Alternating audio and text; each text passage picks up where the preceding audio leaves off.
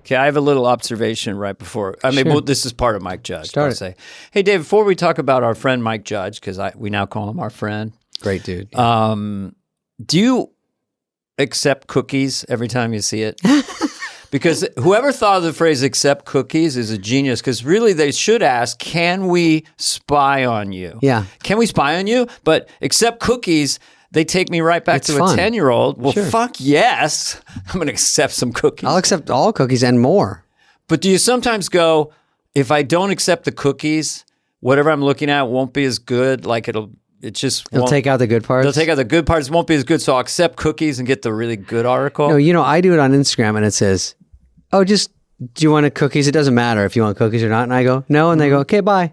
And then you're just off the website, I go, well, so it's sort of, I have to. I think they should change it to, how about a brownie? And then you say yes or no. Hey, how about a brownie? Well, is it like a cookie though? Yeah, like instead of accept cookies, how about a brownie? And you go, yes. And then they spy. They got legally can harvest your information and sell it to people all over the world. Yeah. And they should say, a brownie is a harvesting mechanism. We spy on you while you're in the shower and while you're on your laptop. And I go, well, that's fun. I just want to read this article about, I'm just Khloe trying Kardashian. to find the best route to drive to Big Fork, Montana. I don't need you going into all my personal details, looking at my apps, okay? I just want to see pics of J-Lo's wedding nuptials. Going with Affleck, he's a doozy. Let me tell you, that's forever. I love those two. All right, so Mike Judge, great guy. Here he comes, Mike sweetheart. Judge. Worked on SNL, so there is a wispy connection. He did Milton. Yes. We get into that hard. He did Beavis and Butthead for us, which is great because it's so cool to see him do it in person. I know, because he's unassuming and shy and sweet, and then when he goes into Beavis and Butthead, it's kind of magic. Yeah. And then he did Hank from King of the Hill, and his eyes were all rolling around in his head. And so just to see him do it, and I told him there's something about Beavis and Butthead that is endlessly funny. It's kind of like a Tarantino movie. Just two idiots looking at hot dogs. Hot dogs. It never doesn't make me laugh. And it was so much fun to hear his process, how he learned to draw, how he did those voices, what his influences were. Yeah, and listen, he's rich. If I had his money, I'd throw mine away. Here he is, Mike Judge. Why would you throw your money? Well, I have so Why much don't you add mine? No, got to get rid of it. Like Denny said, it all comes down to paintings and planes, Carvey. In the end of the day, you're at Hemingway's in Paris. That's where Bill Gates goes, all right? But getting a Monet and on a G7 to Moscow's a little more pricey. That's that clenched jaw, Dennis.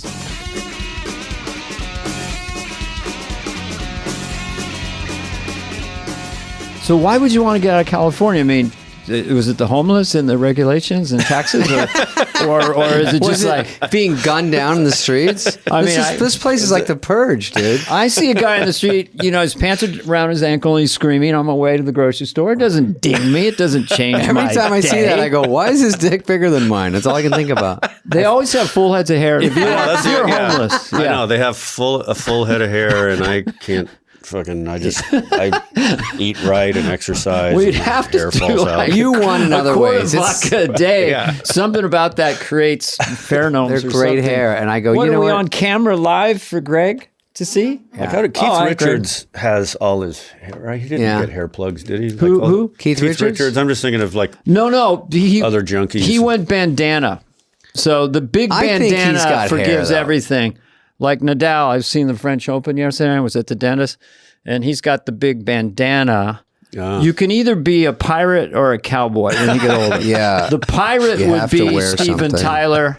It's all distracting. It's all jangles and all that stuff. And then the cowboy would be Jeff Bridges and Mickey Rourke. Just get a rough and tumble. So which one are you, Mike?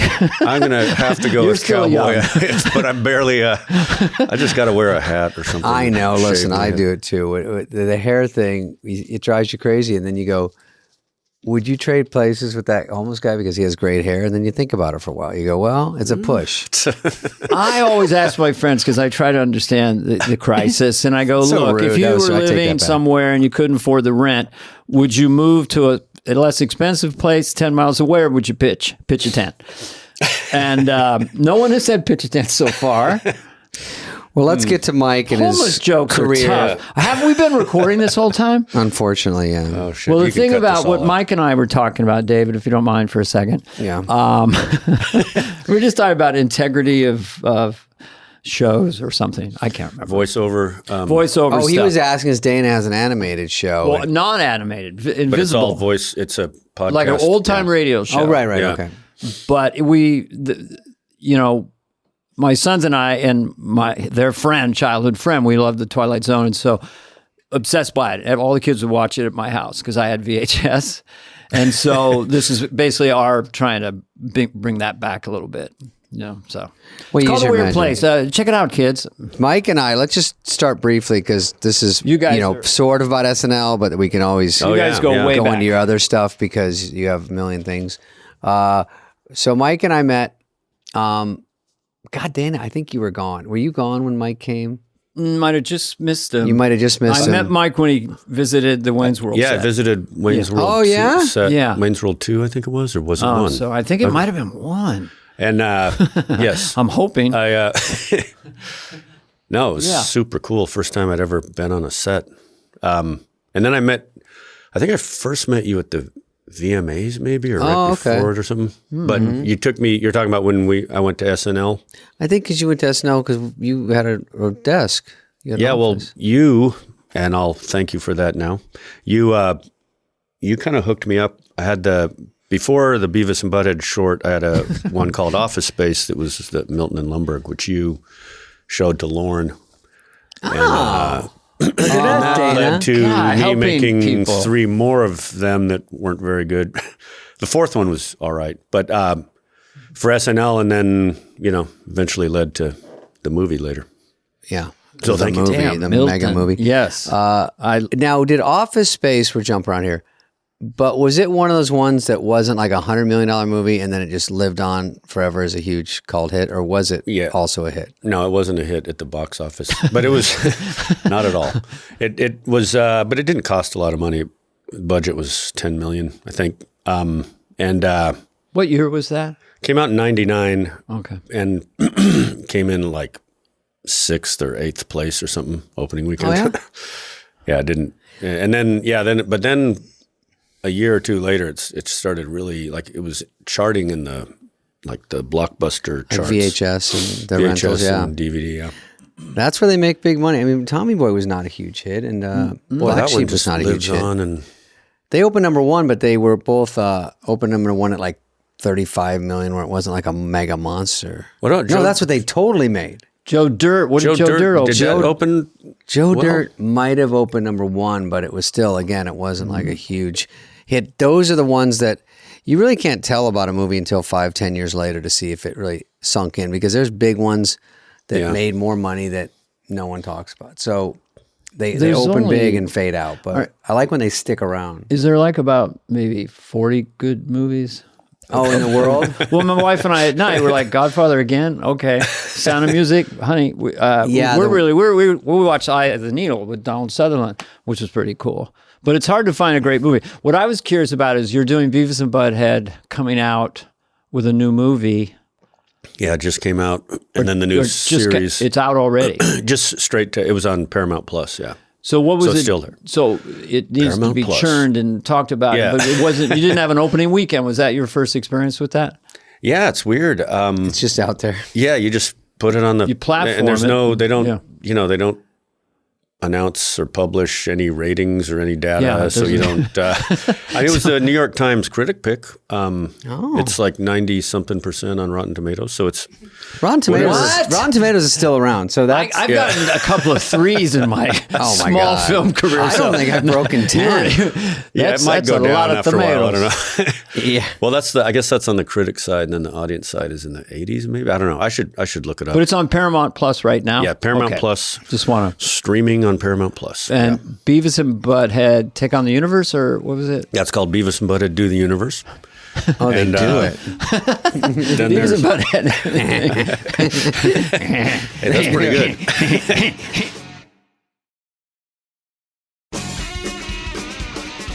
Oh yeah, let's ask Mike if back in the SNL days, I think this was a rumor that maybe we started that if you did a Beavis and Butthead movie, that Adam and I would be Beavis and Butthead. Yeah, that was discussed. Yeah, and but we ended up. I mean, they still. When was it still gunned talk down? About. Yeah, I think I don't know how that. I don't know how. I don't remember at what point it was. Is it when we asked for a salary? But yeah. Spade probably asked for a shit ton of money. I know how crazy. I'll be Butthead, but they got to back up the Brinks truck. No, I was. Mike gave me a Beavis necklace. Do you remember this? You probably. Oh yeah, the pewter. There's a pewter Beavis Really? necklace not because we were going to do the movie, just because I thought Beavis and Butthead was hilarious, and he gave me this thing that was maybe one of a kind, maybe it was his merch, but either way, I loved it, and it was very nice. So I wore it I had my buddy in town, and they said, Lauren or someone from the show said, Kate Moss is having her birthday. You guys would like to go down and say hi.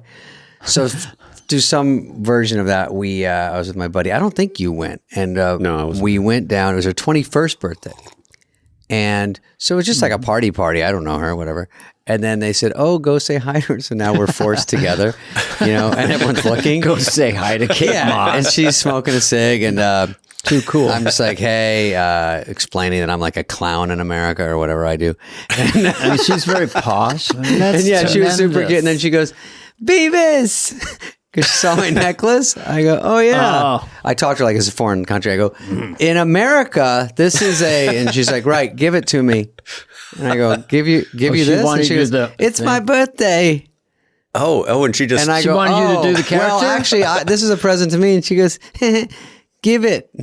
And I go, and everyone's looking at her like, what the fuck are you waiting for, dude? So I Did you give her have the anything? goddamn necklace. Can we hear it? What? Didn't she want? Oh, she wanted the necklace. Yeah. I thought she wanted you to do the character. No, she wanted okay, the got it. necklace. She said, "Give it to me." Yeah, and she said it 10 times, and they go, "It's her birthday," and I go, "All Give right, it all right." to So me. I'm I gave Kate it to her. Moss. Yeah, these models, they're not entitled. I at know all, Johnny are they? Depp. Now She give got it whatever to she me. wanted. I was like, "Need any cash for the cab home?" So you gave it to her. So I gave it to her, and that was it. At least she could have worn it in a photo I shoot know, or wear something. it somewhere. I was trotting it all over that's town. pretty hip. I guess it's bad. I thought in my head, I go, Mike will be glad that at least she's wearing it because it's Okay, so I'm somebody famous. gonna compliment David. David, that was a great story. Me? Yeah, and Mike. Okay. Well, anyway, I am a fanatic. There's millions of us for Beavis and Butthead, Yeah. and I was at the time doing Wayne's World, but I have total appreciation for Wayne's World. I thought, motherfucker, that's funnier than what we're doing. It's sort of similar, Well, because it's I don't know about the that. the abstraction of just two characters, and I want to know how you got connected to them. Maybe you said it on other podcasts, but Oh, sure, just I can standing try. there, and I guess looking at hot dogs for like a minute, that kind of humor just really resonates with me. It lasts. Right, I could see it right now if you showed me 10 seconds of them. He said balls. I mean, just that with no real. I don't know how to describe that kind of humor. Well, they also got to watch videos, right? And then they make fun Yeah. of videos, which is genius because that's what people do at home, and it's But the rhythm of those guys, I Yeah. know you probably, but how did you, and you're attached to them so completely, and yet here you Yeah. are kind of just Mike, a regular guy, but then these characters come out of you. It's just it's like magic. It's like a magic trick. Yeah, I don't know. Like it, I mean, it's hard to. I don't know. As you know, having done great characters like you, Thank I don't you, know Mike exactly Judge. where it comes from, but with this, I guess I was. I'd done. It was the fourth short I had done, and I don't know. I had drawn them, and just look. And I was trying to draw somebody completely different, and it went a different way, and I kept. Like I'd drawn How many Beavis. drafts of the Beavis and Butthead draw? it Was looks there like they're not finished. Yeah, they're not finished. They're never- Well, that's the thing. Like I wanted them to actually. And now I'm not a great animator at all. I was just, but I wanted them to look like they were drawn by a deranged 14-year-old or something. Like I wanted it to. Yeah. And I also wanted like on the original Charlie Brown's. I love the way Pigpen just he was animated kind of messy. sloppy and Yeah. messy, and he had this like. I was imagining Butthead's hair like that, and I don't know. Then once I drew them, it just seemed like they just can't say anything clever. They're just like there were guys that kind of different people that I knew growing up in Albuquerque that just. I was like, are they really that dumb? Like, just saying little snippets of sentences, nothing really. How do you just rudimentary? How do you humans. like? Can you read at all? Like what? And I don't know. Just sort of and being, I'd done this short called Frog Baseball, and that's what started it all. And I watched it today. Oh God. Think you could do that today?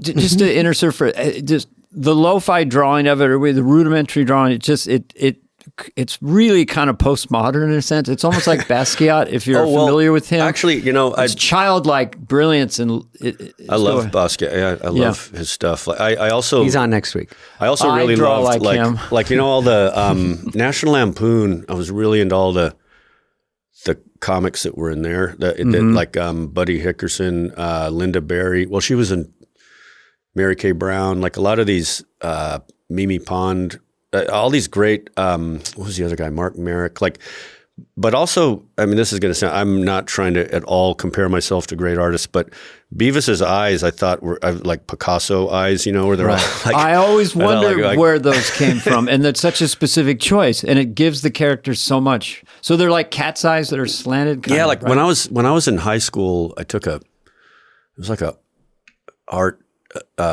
history elective or something like that. And I used to just start drawing Picasso stuff in my notebooks. This makes sense. I don't draw to very me. well. I'm just sort of like, I was never like proud of what I draw, but I would draw, occasionally I would do a pretty good caricature of a teacher or something. But yeah, with Beavis, I had his, I kind of did Picasso eyes on him, which none of the other characters in the show have. It's like, Mickey Mouse is Mickey Mouse, but then all the side characters are like they had to commit to them.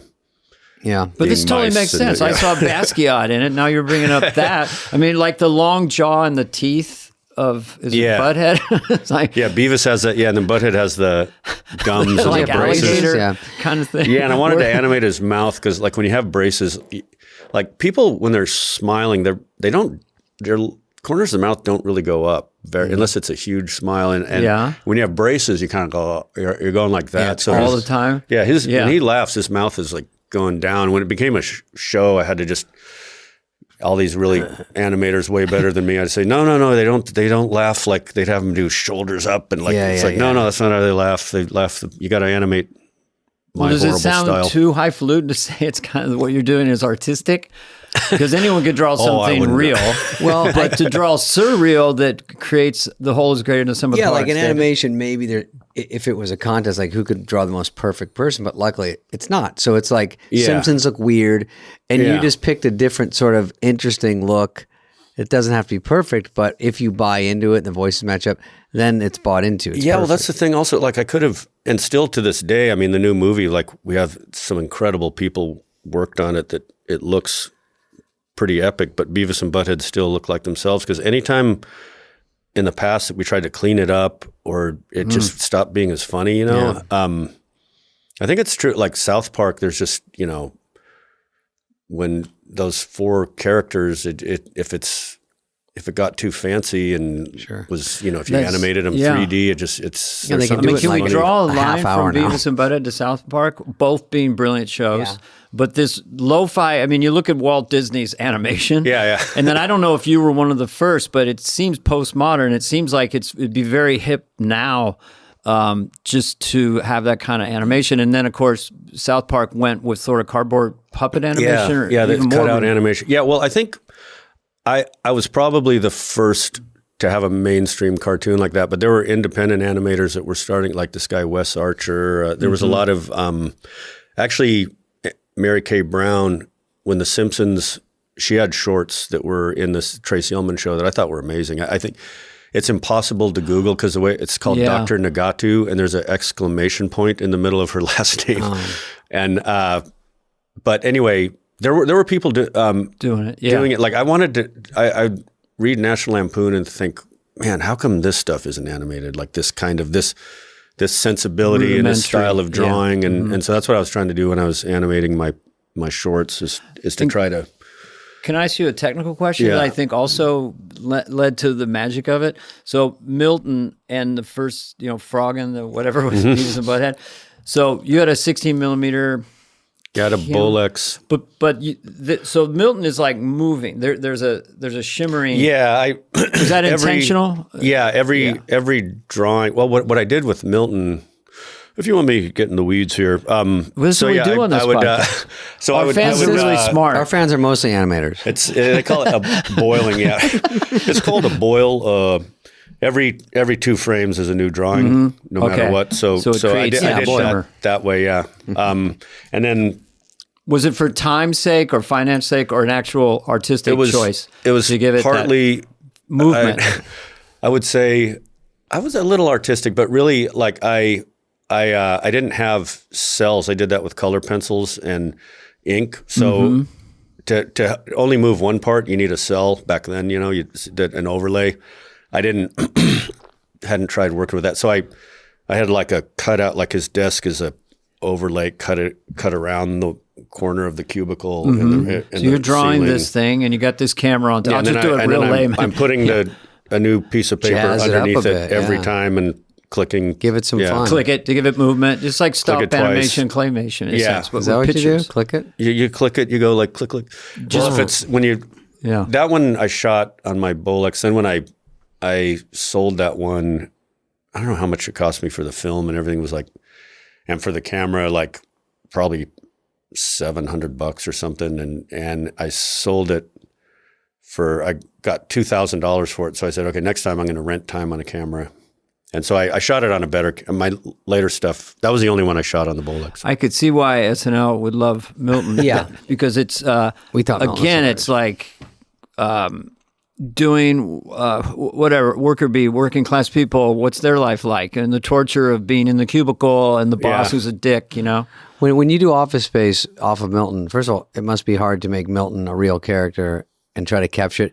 But Office Space had so much more going on that Milton wasn't even, that you got a whole great movie out of it without just going, it's the Milton movie, Yeah, well, that's actually, it started out, Peter Chernin at Fox saw those shorts and said, this should be a movie.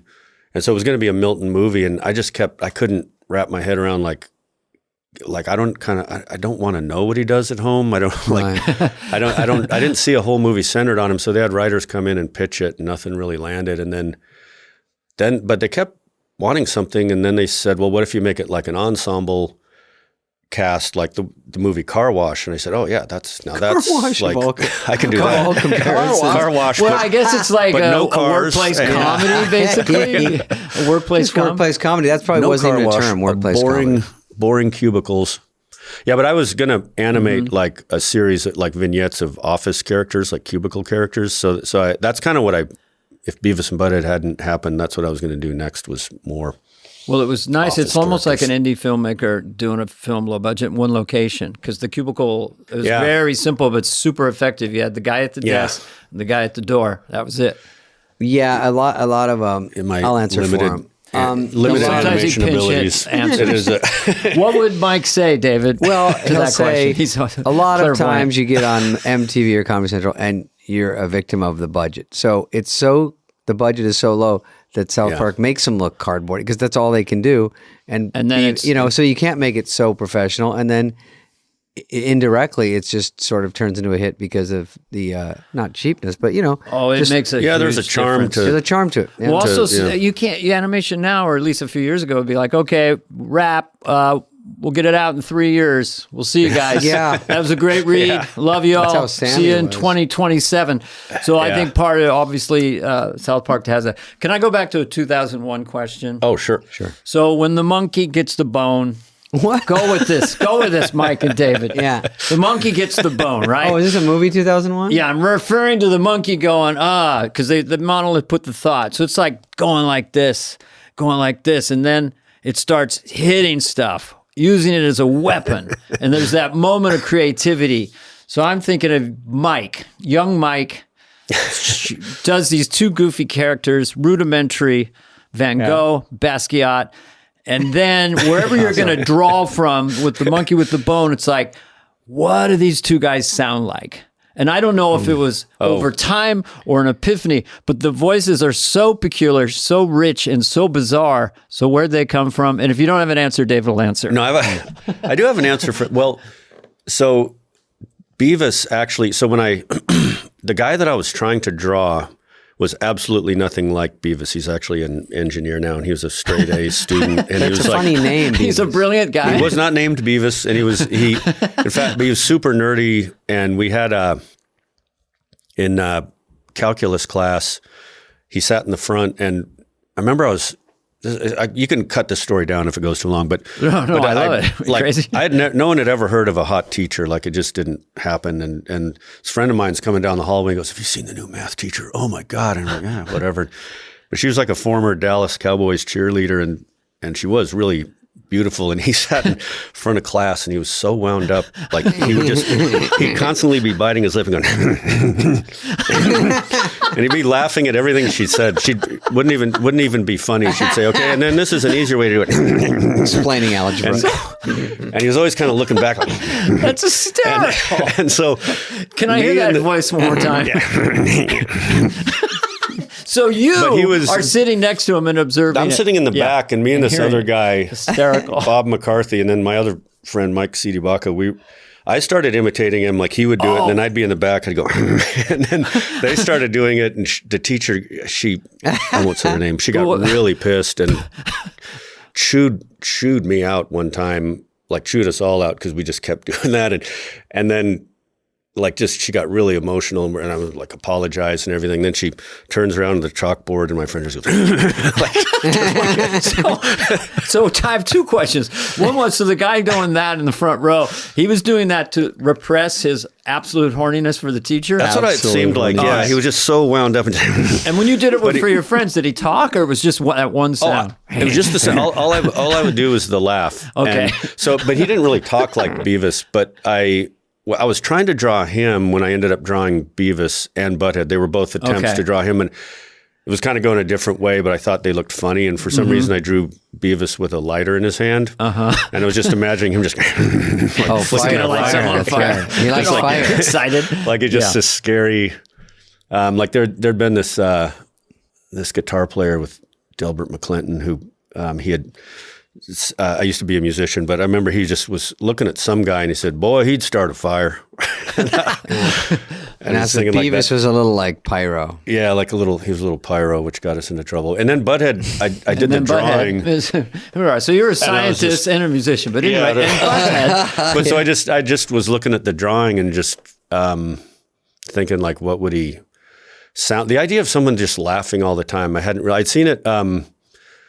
Like there was a Mimi Pond cartoon in National Lampoon where she just had this weirdo getting on a bus and he's just going, huh. Like it just was written out. Always kind of. And I thought that was kind of funny, like the idea that there was something else I'd read in National Lampoon. They just described some guy that just had a dumb laugh, and I don't know. It just seemed right, and I wanted them to just be laughing all the time and barely talking and just deranged idiots. It's like the laughs when it talks when he goes, Well, yeah, Beavis like barely said anything at first. I was thinking of him as this brain fried guy who just just goes along with it. Yeah. He's had balls. Oh my God. The first one of those was them watching like. I had to watch a Barry White video, which they put it in, and there's like the horniest. But one of the charms of it, and Wayne's World had it a little bit, but was that they're generally having so much fun. Like the two losers in town are having more fun than anybody in the town. Yeah. It's by the way, my daughters like Wayne's World a lot more than Beavis and Butthead.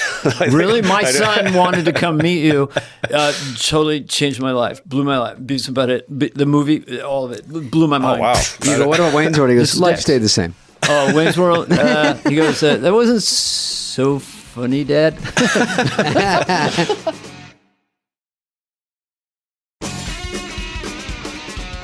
I like that Mike used to.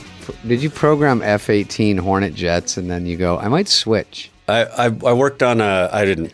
Well, I worked. Yeah, my first engineering job was I was electronic test engineering for the Yeah, it was a F-18. It was Funny. all very boring except for F-18, I guess. Like I wasn't out on the tarmac. Like I was in a cubicle. You were basically with Maverick. schematics. So you're a science whiz in high school and college, and you worked with. Yeah, I was good at. Yeah, I could do. When did you physics get and dumped? math. Do you know how to find the base of an isosceles triangle? Yeah. Most comedians Gun to my suck head. at school, and I've never met a done some, mathematician comedian. There are not that many. There's a couple Simpsons writers that have. There's one I think it's got George Meyer. Well, there's some Harvard-y brainiacs. David S. Cohen and who's it? Ken Keeler, I think is his name. I think he's got a PhD or something. Yeah, there's some.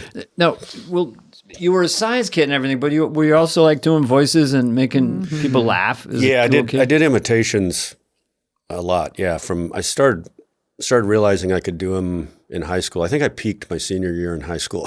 Were they have famous people or just that's the classmates? thing. It would have. They were all just teachers too. and classmates. I I did didn't do anybody classmates. famous. I'm kind of still that way. I don't know. I guess like I can do. Yeah, it's like people I know, and if occasionally if it's a famous person I know, I can do them, but I don't often do them. I don't know why that It's is. the same thing. If you do Really, an you didn't- impression of a friend and then that friend becomes famous, and now it's not a Yeah. character, it's an impersonation. Right. But if it's an unknown, I mean, Church Lady was just teachers I knew. Garth was my brother, just, I remember reading that. Yeah. absolutely. And he's lives in Albuquerque for years. ABQ. Really? Yeah. Wow, He you invented guys the are video Rocky Mountain toaster. people. I don't know if you ever intersected with that. Did he really? Yeah, the video toaster with Tim Jennison. It was with Amiga computers, early Yeah. 90s. Oh, yeah. First like home What's a video rec- toaster? That home was video recording system for people want to cut was- videos at home. Oh, That was like using wasn't that like early '80s or something, or even older? Well, no, it might have been mid 80s. Mid 80s. Yeah, maybe. Yeah, I wore a toaster T-shirt in Wayne's World 2 as Garth underneath the thing. Is that why he was in Albuquerque? Was there because Toaster capital of the world? He was in Silicon. He was in Silicon Silicon Valley, another place in one of your shows. Microsoft and then he started in Albuquerque. moved to Albuquerque. Just his wife was going for her master's at the University of New Mexico, and he just worked from there. And so he still works at Sandia Labs now. He's an engineer. Oh, okay. Yeah, that's what I was wondering if Sandia. I have an office space question. David? Before we get to We'll be back Silicon right after Valley, this word Office from our Space, sponsors. Office Space had Aniston in it too, Yeah, right? Jennifer Aniston. She's great. What was she That, like? She was fun in that. She was very funny, very good. She was great. The whole thing was great. I heard Good comedy TGI timing. Fridays lost their flair because of that. Did you read that? Yeah, they publicly tweeted that it wasn't because of Office Space, but a waiter, waitress, whatever you told the second AD told me that she asked someone at TGI Fridays about that, and they said, "Oh, after that movie Office Space, we ditched the flair." Drop the flair. But yeah, that was something I had in the script. I had the line about we're not in Kansas anymore, and then this writer Brent Forster I was working with, he was in Austin and he worked on King of the Hill, and he was staying at a hotel next to a TGI Fridays, and I said, "Hey, if you get a chance, can you go?" Like I was too chicken shit to just, I don't know, I didn't want to I said, "Can you just ask them?" Because clearly they don't wear those because they want to. I mean, all those buttons must be. And I was just curious, well, everyone has them, and do they tell you have to have a certain number or whatever? And then he was about to get the car to the airport, and I said, "Hey, did you ever get to TGI Fridays?" And he goes, "Oh yeah. They're actually called pieces of flair, and you have to wear 15 of them." And I was like, "Oh my God, how long have you been sitting on this?" That juicy one. That's too good. And so then we started riffing on that stuff, and that was a very last minute ad. All those, but that was to give, because when casting her enabled, that kind of made the studio relax more about casting all these unknowns or semi-unknowns. So King of the Hill also, I'll just insert She was this. also smart to go into that movie. My too. son's favorite. And I remember they liked The Simpsons. They fell in love with South Park later, but it was always King of the Hill in my Really? house. Wow. Always. What the gosh darn are you doing? I mean, that guy, Yeah. that had another magic charm to it. I mean, it's famous, right? It's huge. Yeah, King that of the was Hill. I mean, it's something. That was one of my. That was Hank, right? Yeah, Did you- Hank was a combination of imitations of. There was a guy in my paper route me and my brother had a paper route, and he was our first time collecting. I can't remember. Collecting is tough. Yeah, you go at the end of the month, you'd collect. Oh, did it? And he thought we were like, he said he was always out in his front yard with a beer, just like drinking real slow. And I love those he was guys. like, he said, well, you ain't my paper boy. And said, yeah, well, that guy quit, and we're the new paper boys. Said, well, I know what my paper boy looks like, and you ain't him.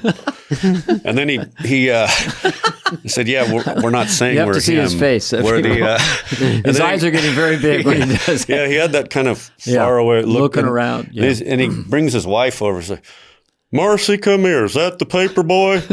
They ain't the paper boy. I was like, no, we're not saying we're that guy. And then we said, well, we're going to have to cancel your paper. He said, well, I'm going to get the paper when the real paper boy comes. Jesus. That's that Because frequency you're of collecting, humor. which is Yeah. in to the audience. That's what the end of the month. Oh, You go get that's the money right. for the paper, right? Because my buddy used to, I'd go with him. Oh yeah, And it was Oh, always you did tough. that in Arizona? Yeah, you do the paper, then you got to go do the collecting, which was the hard part. You hit them up for the cash at the end of the month. Yeah, you get up at 4:30 Oh, for I the did. morning My friend, he paper, told and me it you're was so wrapping fun. them, It was and not. then. But that this was show was so charming because it wasn't political, it wasn't Yeah, violent. it's just easy. It was small town charm, small town stories. It's just a real. It's hard to get that right, though. Yeah, and make it funny, really It was, funny. yeah, I mean, we had some great writers, but it was Greg Daniels is Greg, yeah, Altschuler and Krinsky. We had some really great people on that, and it was just like kind of down home, like because The Simpsons was so. I love The Simpsons, but they're going into outer space and whimsical, taking and advantage cutaways of to everything things. you can do in animation.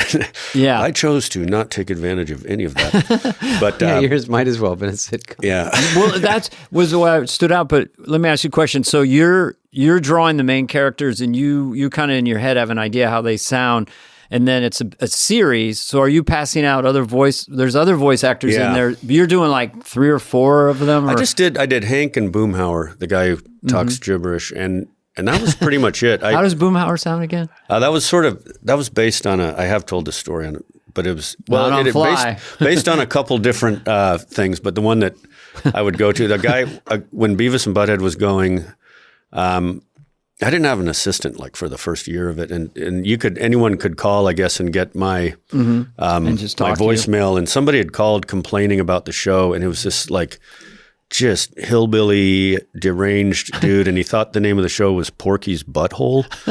And Really? and the call, I still have it.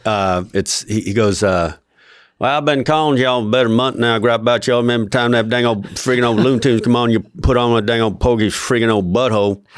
And I couldn't. He's like, you gonna sell, driving them commercials, them damn old kids with Porky's butthole.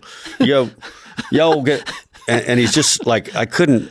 He seems to be complaining also that it's also because they would mumbly. start the show like 2 minutes off or early to get people who are channel flipping. So he's saying like, y'all be 3 minutes late last time, go 3 minutes late next time, and y'all would drop name out with Porky's butthole. So you pick up Porky's bits and pieces butthole. I from don't know it. how you get that out of Yeah. Beavis and Butthead. I just think it's like cartoons, Looney Tunes, Porky. Oh, Yeah, I Porky did this Pig. one based on C. Riley, right? Like really insecure guy, right? Like we could have fun and everything, right? That'd be cool, right?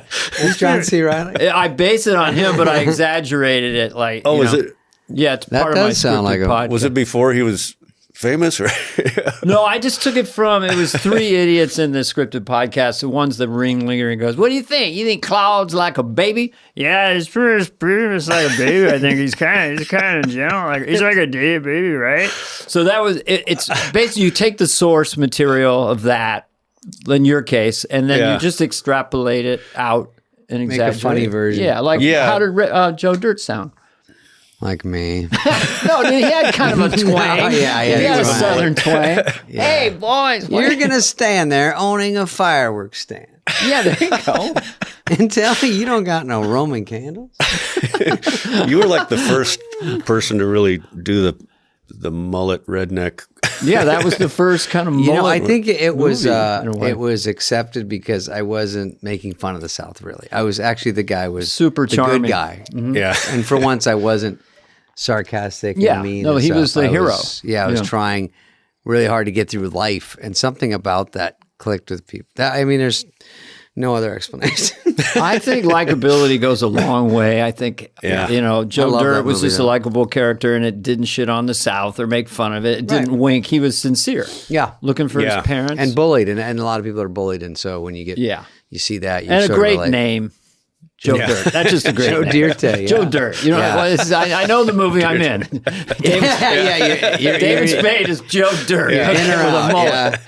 Cha-ching. Yeah, I love it. So when you're casting other people, then you show them some animation and some ideas, or you let them look at it, or how do you get them? And when you're so connected, What we did, it was that was the first time I really cast something, and we had standees of the drawings. okay. Which, So I mean, like, my drawings were very still are like really Basquiat. crude drawings, and when Yeah. you blow them up to that size, they look even cruder. It's like the shaky pen. But we had these cutouts, and I wouldn't look at the actors. I would look at the drawings when they they're spoke. so they so they're in, and you're Yeah. looking just at the because standee drawing. it doesn't matter what they're What none they of- look like. what they look like or what they're doing with their face. Or how famous or anything. That's It's just not the end. So of you it. hear the Yeah. voice, and you're looking at the thing without looking at them, and then Yeah. you do the eureka moment. I mean, how many audition Yeah. for a part? Quite a 5, few. 10? I mean, they'd narrow it down, and Greg and I would listen to like the final ones. But it definitely, like, I think where animation goes wrong a lot of the times, especially when they're trying to cram celebrities in, is that there's that thing where the sum is greater than the parts, but where the voice and the drawing come together in a way that just fires clicks. on all cylinders. Yeah.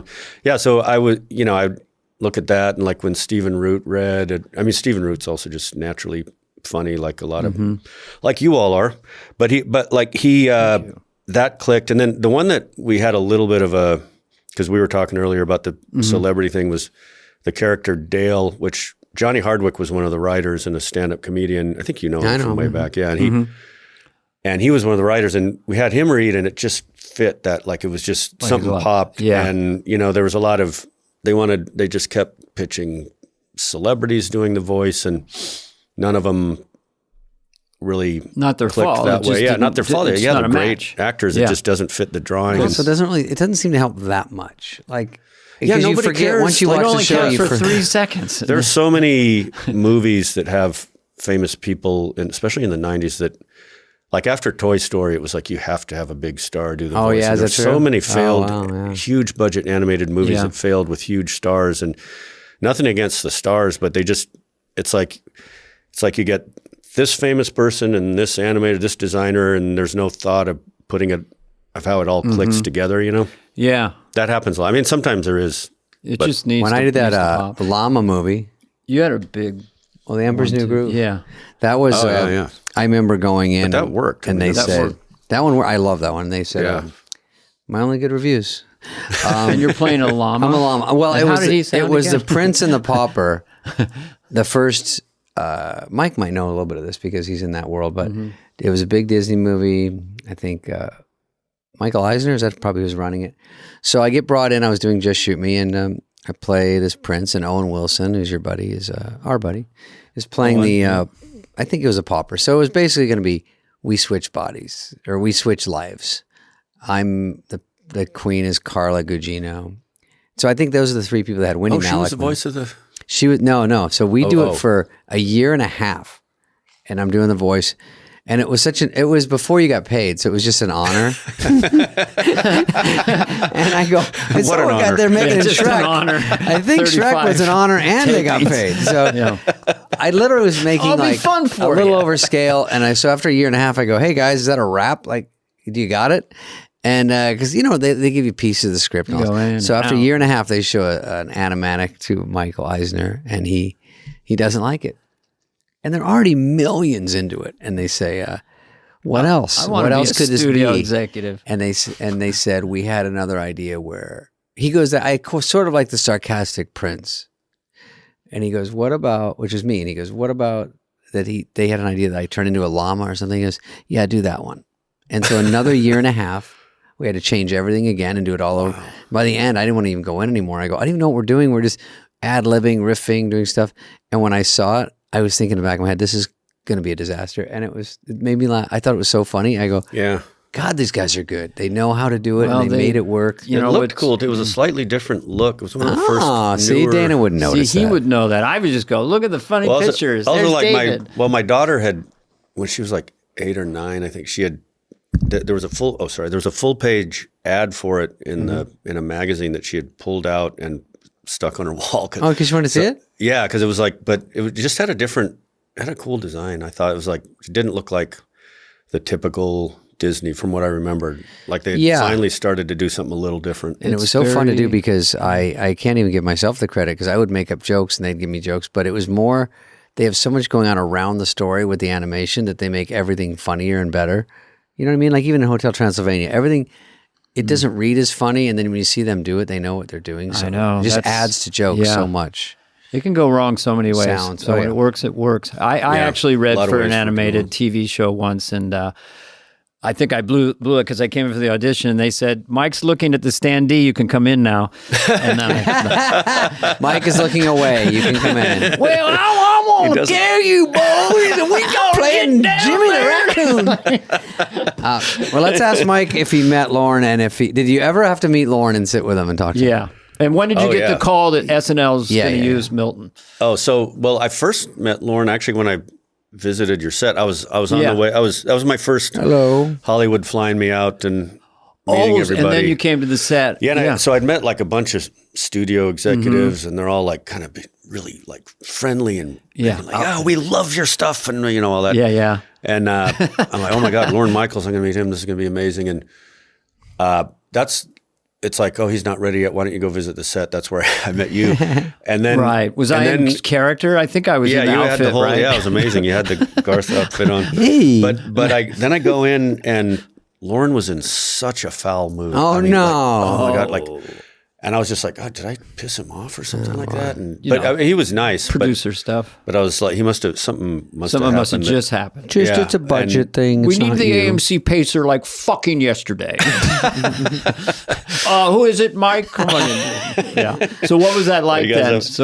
I mean, I was starstruck. I mean, I was such a huge SNL fan, and but then I met Spade here shortly after, and I think you had turned him on to the Milton cartoons, and then I was back in New York. I went to SNL and met with him and Jim Downey, I think. Jim Downey, one of the greats.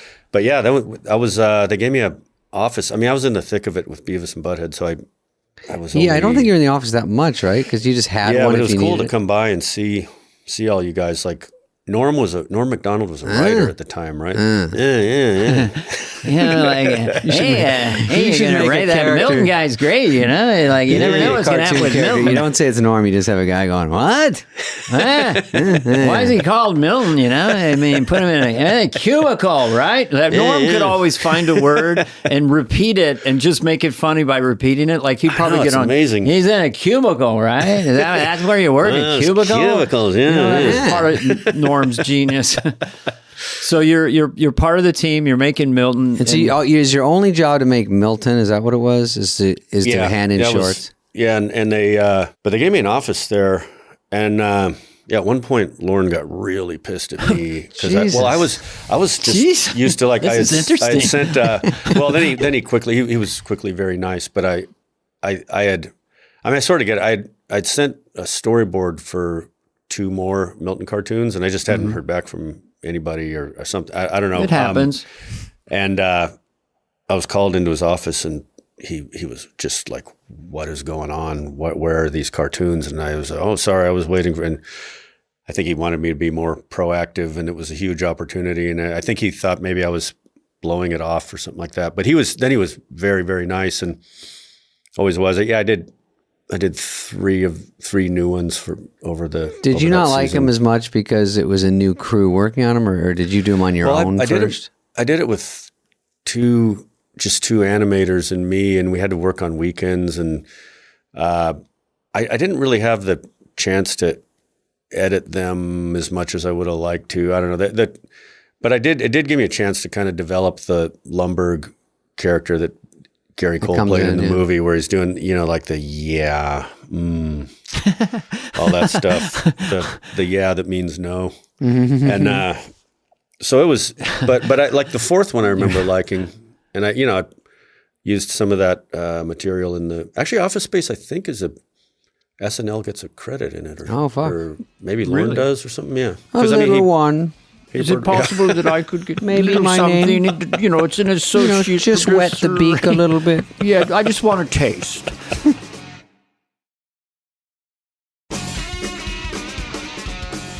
So, Mike, you're very observant.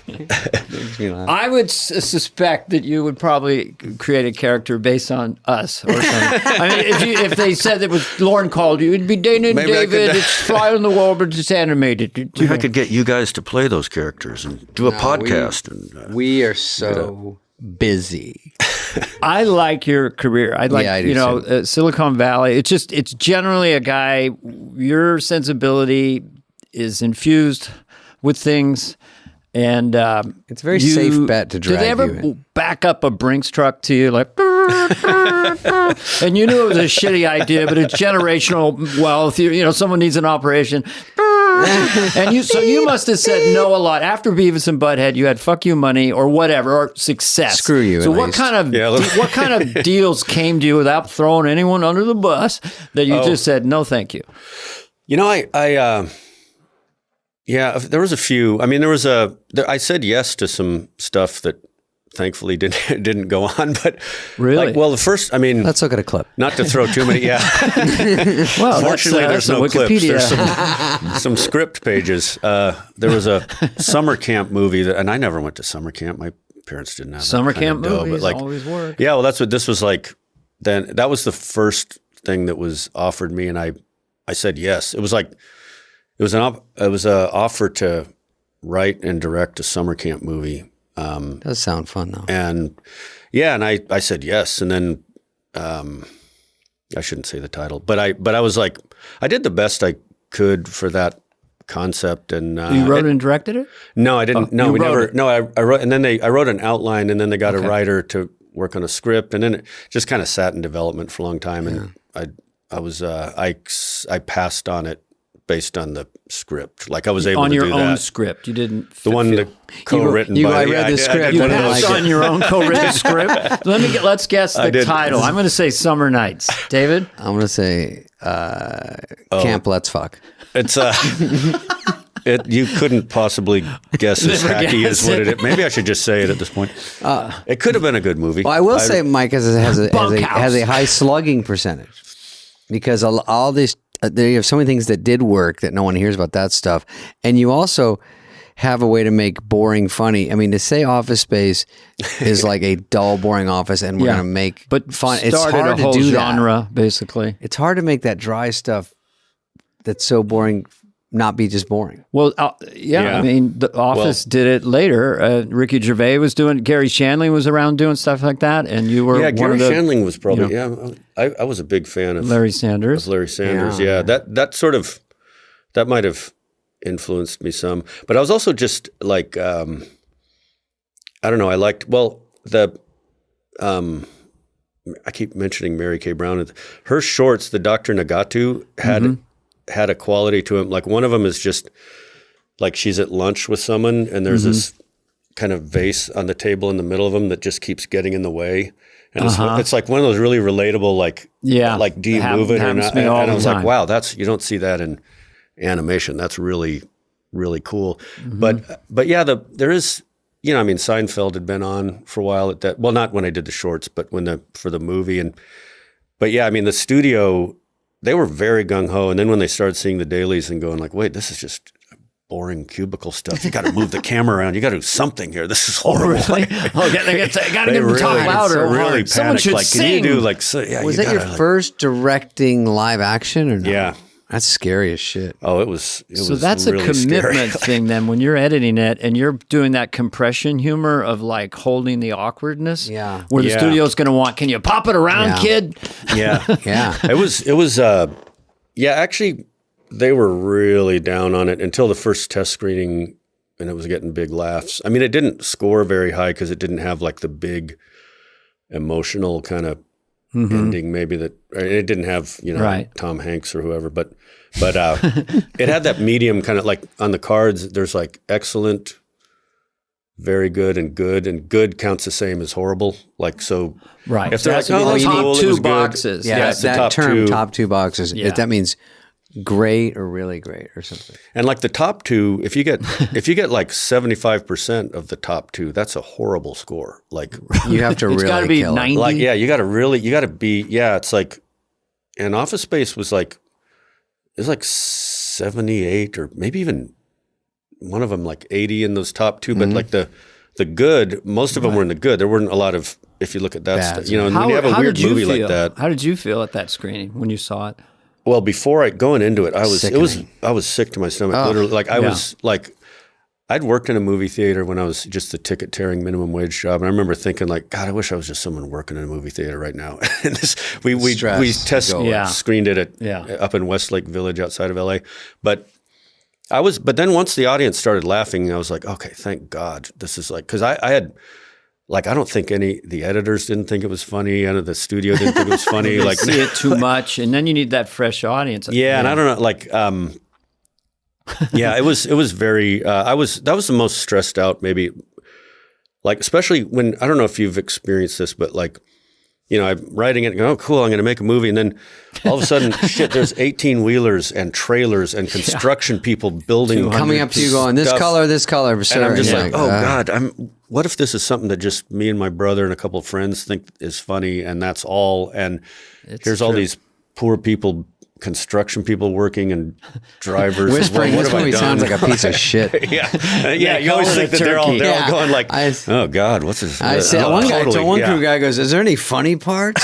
I go, because we're shooting it out of Someone sequence. said that? Yeah, he's like smoking a cigarette. And I go, I wrote this. He's like, oh, I'm sure it all cuts together. I go, oh yeah, we'll you see. get Jesus. Oh God, it's such a horrible feeling. I remember we'd put all the cubicles in this place we were shooting, and the first rehearsal with Gary Cole and Ron Livingston, and it's just like, yeah, if I could go ahead and get that, it's Right. this slow scene, and Yeah. it's just me standing there and a You're first like going AD like this. looking down, and there's Yeah. a couple construction people over there kind of going, And they're getting bored. and I'm just Going, is this a oh comedy? my God, I have to. This is a comedy? Is it Yeah, I too think late? that's what the guy Can I said. get out of this? Is this a comedy? Can I quit? Yeah, fine. I had a preview once. I won't even say what it is. It was so bad you couldn't even make sense of it. It was Oh, a insane. test screening? Like a- test screening. Yeah. Even my manager was going like this. Everyone's getting low in their Sliding seat. down. I'm sliding way down. I couldn't even make any sense of it. It's just an unbelievable mess. And then it was Herculean effort to get it released. But And were it's you terrifying. like, did they do the thing afterwards? Because the audience probably recognizes you, right? If you,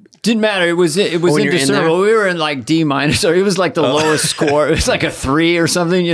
because they do that thing where they get 20 people out of After the the random, 20, yeah. and like you stand behind them, and I remember the moderator, she just goes, "Who's heard of Mike Judge?" And like, I don't know, like maybe like 15 of the 20 people raised their hand, and said, "What do you think of him?" And I just got up and Get the left. fuck like, out, yeah. I don't need to be put on trial Well, in front I of a. figured it out that the moderator with the 20 people controlled the score. So after 3 screenings, Yeah. was that the moderator? So I started hanging out with him. I rewrote the questions for him. Yeah. And I was like jiving with him and stuff. And so then it came up to like a 90. It shouldn't have been released, but I manipulated it. Should never have been released, but it got released. I saw Anyway. one on Dickie Roberts that said, I generally don't like David Spade, but this was pretty good. And the girl gave it to me. She goes, look at this. And I go, why would I want to see that? She goes, that's positive. Roberts. Yeah. What was that Genuinely don't 90s run you had? You had Dickie Roberts, you had Joe Dirt. Yeah. But they were low budget, so they all made money. Yeah. They all made money. And then There they was go another- on and they quietly make Paramount 50 to In 100 those million days, on video. they'd make 60 million on video. Yeah, it was such a great racket. Yeah. Because you they had didn't a run cost of- much to make. Wait, was PCU? No, that was before. That was my first one. That was with Jeremy Piven. Yeah, that was early. What about what was the other Jerry Piven. Tommy Boy, and what was the other Black Sheep. Oh, Black Sheep. Tommy Boy, that was a smash. That one really lives on. But it That lives one just- on. Yeah. Yeah, It's people. huge. Yeah, that one. It Thanks. just grows and grows. It seems like. Yeah, that's good. Will, do you have All right, any we'll- more? all right, we'll let him I go. had Hank down so good when I was watching that with my kids. Yeah, you got him down. Thank you, Mike. Mike Judge was our guest today. Mike I was enjoyed it. great. Thank you, guys. We didn't keep Really- him too long. We got him an hour. 'cause he's a Really, busy boy. really fun. I appreciate it. And Love you're seeing as you. nice as they say you Yeah. are. I don't. Very And so are you talented, guys. very cool. unassuming, and an incredible observer of humans. You live here and Austin? Is that because I was in Austin? Yeah, I moved back there pretty much full time like a year and a half ago. Yeah, people dig Austin. I liked it. It's too hot in the summer. We went there. We do a live podcast. We did a live podcast in Austin. Yeah. Oh, were you there recently? Yeah, Yeah, probably the last. we were there with a guy named James Austin Johnson Yeah, from. we drove by your SNL. house and beeped. Yeah. All right, we'll get him out of here. Thank you, Mike. Peace out. All right, thank you, David. guys. Thank you, Mike. Hey, what's up, flies? What's up, fleas? What's up, people that listen? We want to hear from you and your dumb questions. Questions? Ask us anything. Anything you want. You can email us at flyonthewall@cadence13.com. Oh. Hey, David, you want to read our question? Yeah, Allie Jones, we get these questions from our lovely Questions. We listeners. get questions. Question. We don't have a theme for No. this. Yeah. Maybe we have Cajun Man do it. We got a question. Hey, David and Dana. My name is Allie. I'm 17-year-old. Oh, I like she's watching from Georgia. I wanted to know which album you'd want to be a fly on the wall when it was written. I know what Dana's answer is. Okay, let's guess. Let's play a little game here. Guess I'm going to guess Dana's yours. answer. I'm going to say either the White Album, Sgt. Pepper, or Rubber Soul. I don't know. It's one that rotates. Oh, it is? An album that rotates, and it's named after that. Shit. Revolver. God, I was close. It was Beatles. It's very close. I listened to the whole canon of the Beatles when they remastered it, and I rediscovered Ringo's drumming as genius and Paul's bass playing because you could hear the bottom of the Beatles. And as I went through the whole canon, I don't really have a favorite, but Revolver just pops for me. There's a raw. I mean, is I'm Only Sleeping is the first song. I go, okay, what's the second one? Eleanor Rigby. Fuck. We Mega. had a few tunes. We sat across from each other. We put a face in a jar by the door. It sounded funny. I said Eleanor Rigby, that's how we did it. So good. Goddamn. But yeah, because sometimes you have fresh ears with music. Like you're hearing it again because I used to listen to music when I started in a beat up old 62 Volvo. So when you get older and get a decent stereo, you go, oh, there was a guitar in that song. Because I can't hear it. It's all my tweeters are blown. I have a Bauer Wilkins because to me a car is about getting me from point A to point B safely, and then what can I listen to? Because that's where we listen to music. I have a Bauer Wilkins. Maybe they could be our sponsor. But I'm hearing music for the first time. I heard Tiny Dancer by Elton John, and it's a 6-minute masterpiece. I had no idea. It's like I'd never heard it before. Give me that. Call me. I thought you said, lay me down because she's a winner. I said that till I was fucking 48, and then it was which was last year. I knew I was there when Elton John played Marine World, and I knew the guy had to clean up the elephant shit before his.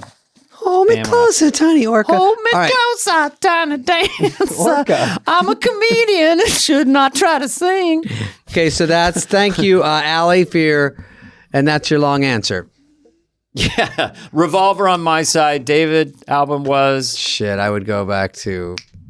If I couldn't do any Beatles, You don't have to. I would do, because I love the Beatles, but I would do some Elvis. I would do Highway to Hell. Led Zeppelin 2. Bowie Changes 1. Oh, a Zeppelin one to be Pink's- there. Fuck. Dark Side of the Moon. Maybe.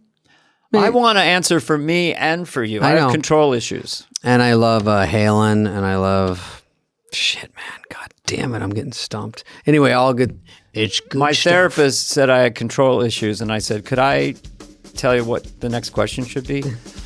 Good night. Stupid. All right. Thanks, Allie. This has been a podcast presentation of Cadence 13. Please listen, then rate, review, and follow all episodes. Available now for free wherever you get your podcast. No joke, folks. Fly on the Wall has been a presentation of Cadence 13, executive produced by Dana Carvey and David Spade, Chris Corcoran of Cadence 13, and Charlie Finan of Brillstein Entertainment. The show's lead producer is Greg Holtzman, with production and engineering support from Serena Regan and Chris Basil of Cadence 13.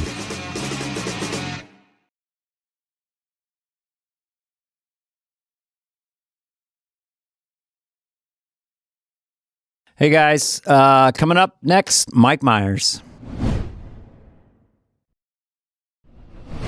Hey guys, it's Spade Spadoodle, and we are about to do the intro for Mike Myers. And I just want to tell you, because of a huge fuck up on my part, my sound is good with my intro with Dana, and I'm hilarious. Just a side note. And we had the greatest interview, but I screwed up, and my audio isn't perfect. For all you nerd robots out there, like, I only listen for the sound quality, not for the comedy. You're not going to be stoked. You can still hear all my jokes. I had a fucking blast with Mike. I'm just going to say that we sound great at the intro. Then my sound is, you can hear everything. It's just not as perfecto. So don't freak out, and don't write your local congressman. Thank you. Here's me and Dana. All right, here we go. So Dana and I, 3 minutes. we laugh. Yeah. I heard a joke this weekend. I'm going to tell it to you. I love Because it. comedians never tell jokes, but this one isn't bad. Okay. This one, you can do at home too. And I kind of mangled it. I've told it 3 times, and I've told it differently. Okay. But the basic idea is it's an old people's, can't believe I'm a professional. They're 90-year-old couple, and it's their 60th anniversary. Mm-hmm. And so the wife says, "Get in bed. I'm gonna surprise you with something."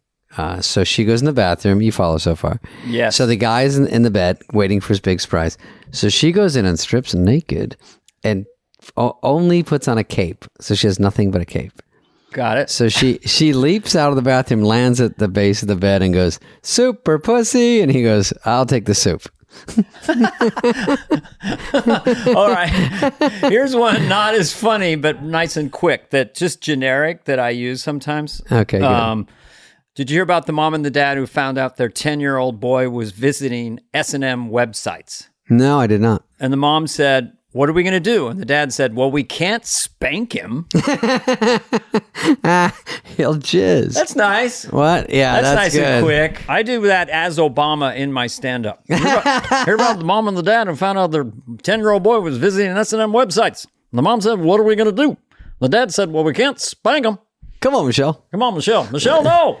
No, just leave the egg salad where it is. Oh, Joe I'm going to didn't- eat later. Joe Michelle, didn't get it. I'm here with David Spade on a podcast. Biden didn't understand it. Come on. What do you What mean? we're going to do. I know how to do this. I know where I am. Yeah. Come on. We know it. Mike Myers coming on right now. Mike Myers, my brother from another mother. We have so much in common sensibility-wise. He has 2 older brothers. One's obsessed with Todd Rundgren. I have 3 older brothers. One's obsessed with Todd Rundgren. And he's kind of a, well, he's had quite he has quite a resume. Jesus. Well, when I got to SNL, you 2 guys were some heavy hitters that were there, and you were also in Wayne's World together, but we would also all wind up in sketches together, and you had your own stuff, and you had movies. It was very exciting and intimidating to be in there with all you guys, and you 2 went on and did a lot of stuff, and it's great. Mike was a force there, and he was nice to me. And, that's saying a Who lot. wasn't nice to I you? know, You're I know. David Spade. Everyone likes you. I didn't really get along with Al Franken, but no names. I By love the Al. way, if you hear this podcast, there's not a chance that Al's name doesn't come up, and I go in the background. He's one of our classics. What's interesting about Mike and what we've learned from doing this podcast is that everyone has their own lane there. You have your story. My story's yet to be told. I may get my own special episode. Please, just talk for now. We had a nice cast going. The show was starting to come back, and then Mike was dropped in. He had his own lane of joining the cast. It was already gelling and bringing all this great stuff to it. So I want to hear how he felt about that and his journey through that, and then into sharing this crazy Wayne's World movie and how much it grew on the show. It's very, very interesting. I'm going to ask him about Coffee Talk movie, and I'm going to ask about Sprockets movie. My supernatural friend, Mike Myers.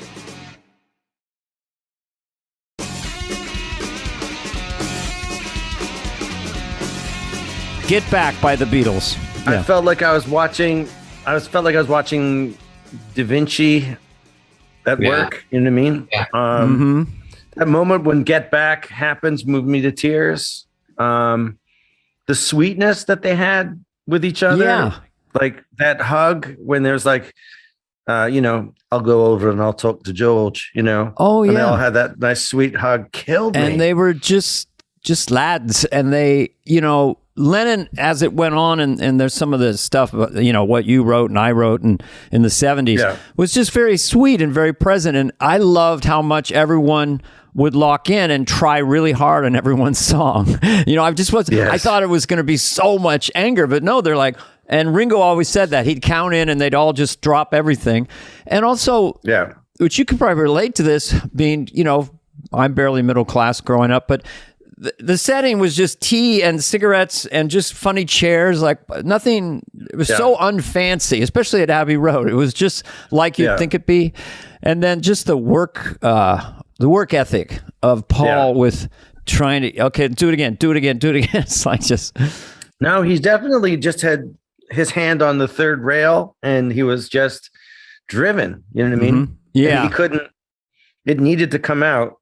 And, George's sadness was tough. Just hey guys, wait up, What are you guys going? I know, and just that they'd been in back of vans and stuff. And then when Paul was really trying to instruct him, I was getting anxious. Like that's George Harrison, and it's not little George he met at 14. We'll do this and do this and do this. And I used to do that as a joke, kind of, because I heard it on an album once. Where Paul would go do to kind of process the melody, and then he's doing it. You go look, dude. It's like he hears the whole. He's like Mozart. I mean, he hears it all. Yeah. And so then he's frustrated, but it was so remarkable. And I just got to it, guys. I was just watching when I in the other room. Swear to God. And I thought you were a big Monkees fan. I didn't know you were a Beatle guy.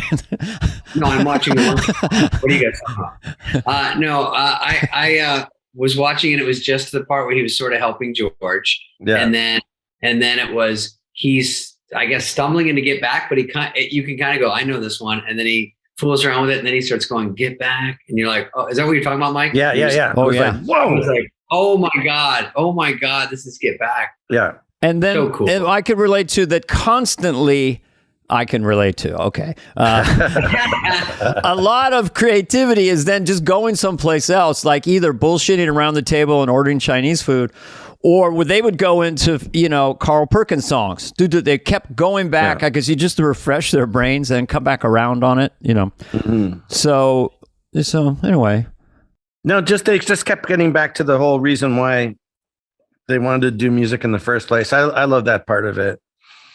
And I also loved how much Ringo was a Paul McCartney fan.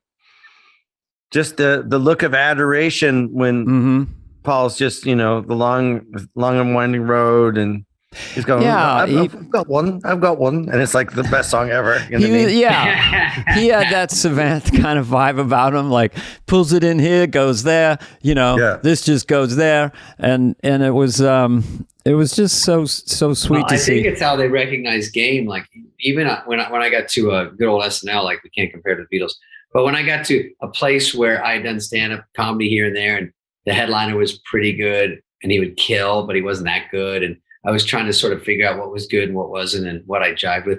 And then I got to the show, and you guys were there, and everyone was like beyond what I thought they would be. Like I didn't know what to expect, and I'm like, the writers are so good, and everyone's so ahead of me. I was going, holy shit! I thought it was pretty good, but it's too good here. And I look back, and we did have a chunk there where, they usually do have a lot of really, really good people there, but that look right there, I was thinking, shit, I'm over my head. I see you guys. And then you crushed it. Yeah. Yeah. It took a while to like take a notepad and go write a sketch, and without tons of help, because everyone's in their own, they got to do their own shit. Mm-hmm. And then people would help, but they can't baby you all day. Right. And you just start. I mean, you had your path, I had mine, and I think Mike's is kind of a singular path, because he came in, the cast was going good. Mike Myers is coming in. Who? And then you had to come in. It wasn't like 3 people came in or someone else. It was and Mike was the first new guy after the original cast. It was like 2 seasons in. And so that's kind of unique about your experience. So just explain how that felt. Because what was that like to come in and then you melded and did brilliant, and we were just, we were like the Beatles but at that time it must have been strange.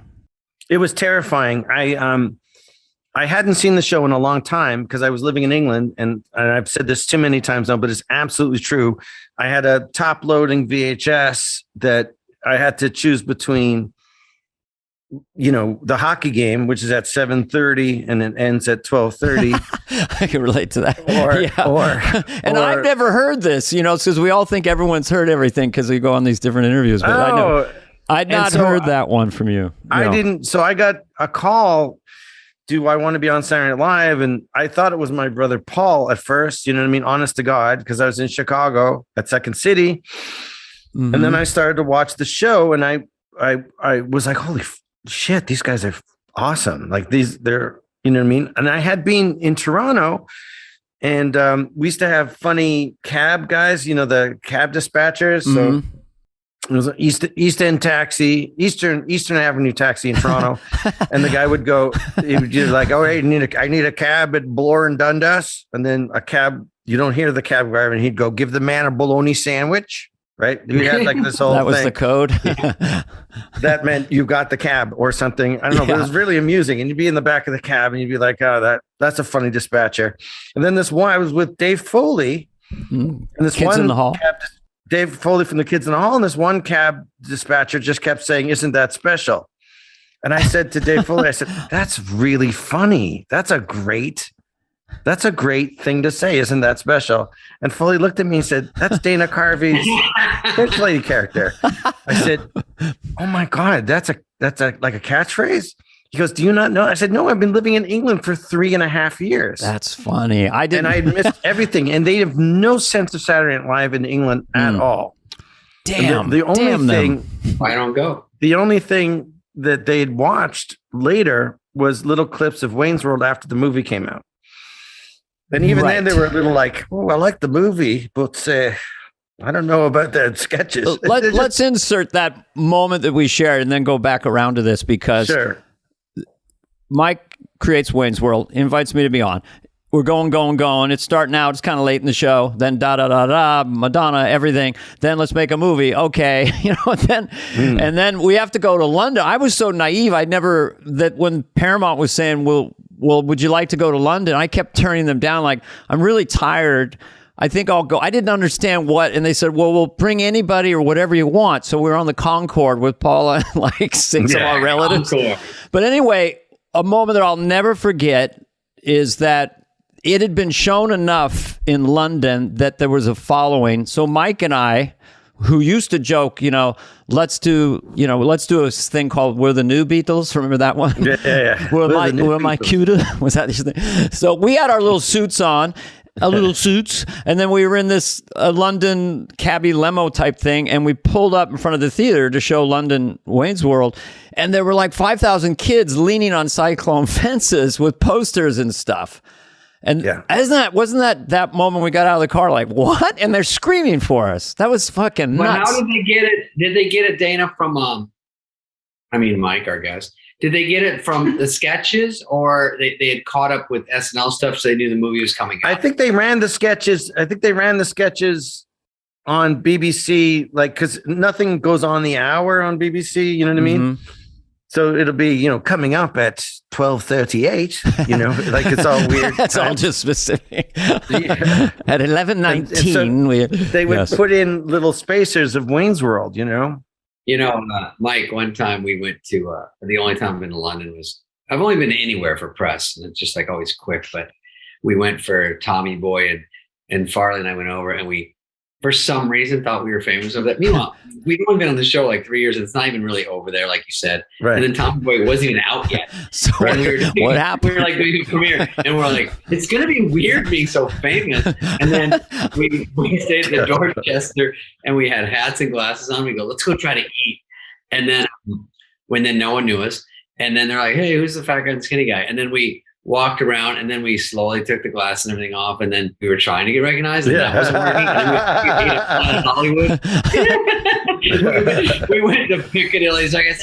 We were just trying anything to get one person to know us, and it sort of backfired. Yeah, it is funny. It's all different now, but at the time, it was the ocean was a big ocean. You know what I mean? Yeah, without Google, and even if you didn't see the show, you didn't see it on Monday on the internet. You had to wait 6 months and see a rerun. Right. And maybe you know this, Mike, this is just an insert. It always made me laugh when they'd say, you're going to jump the pond. So the Atlantic Ocean became referred to as a pond. Was that from Londoners or anyway?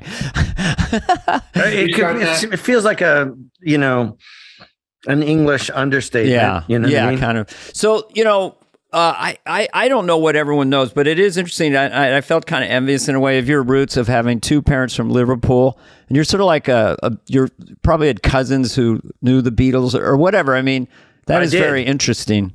Yes, you did. I knew it. Yeah. Yeah, I had a cousin who knew Aunt Mimi.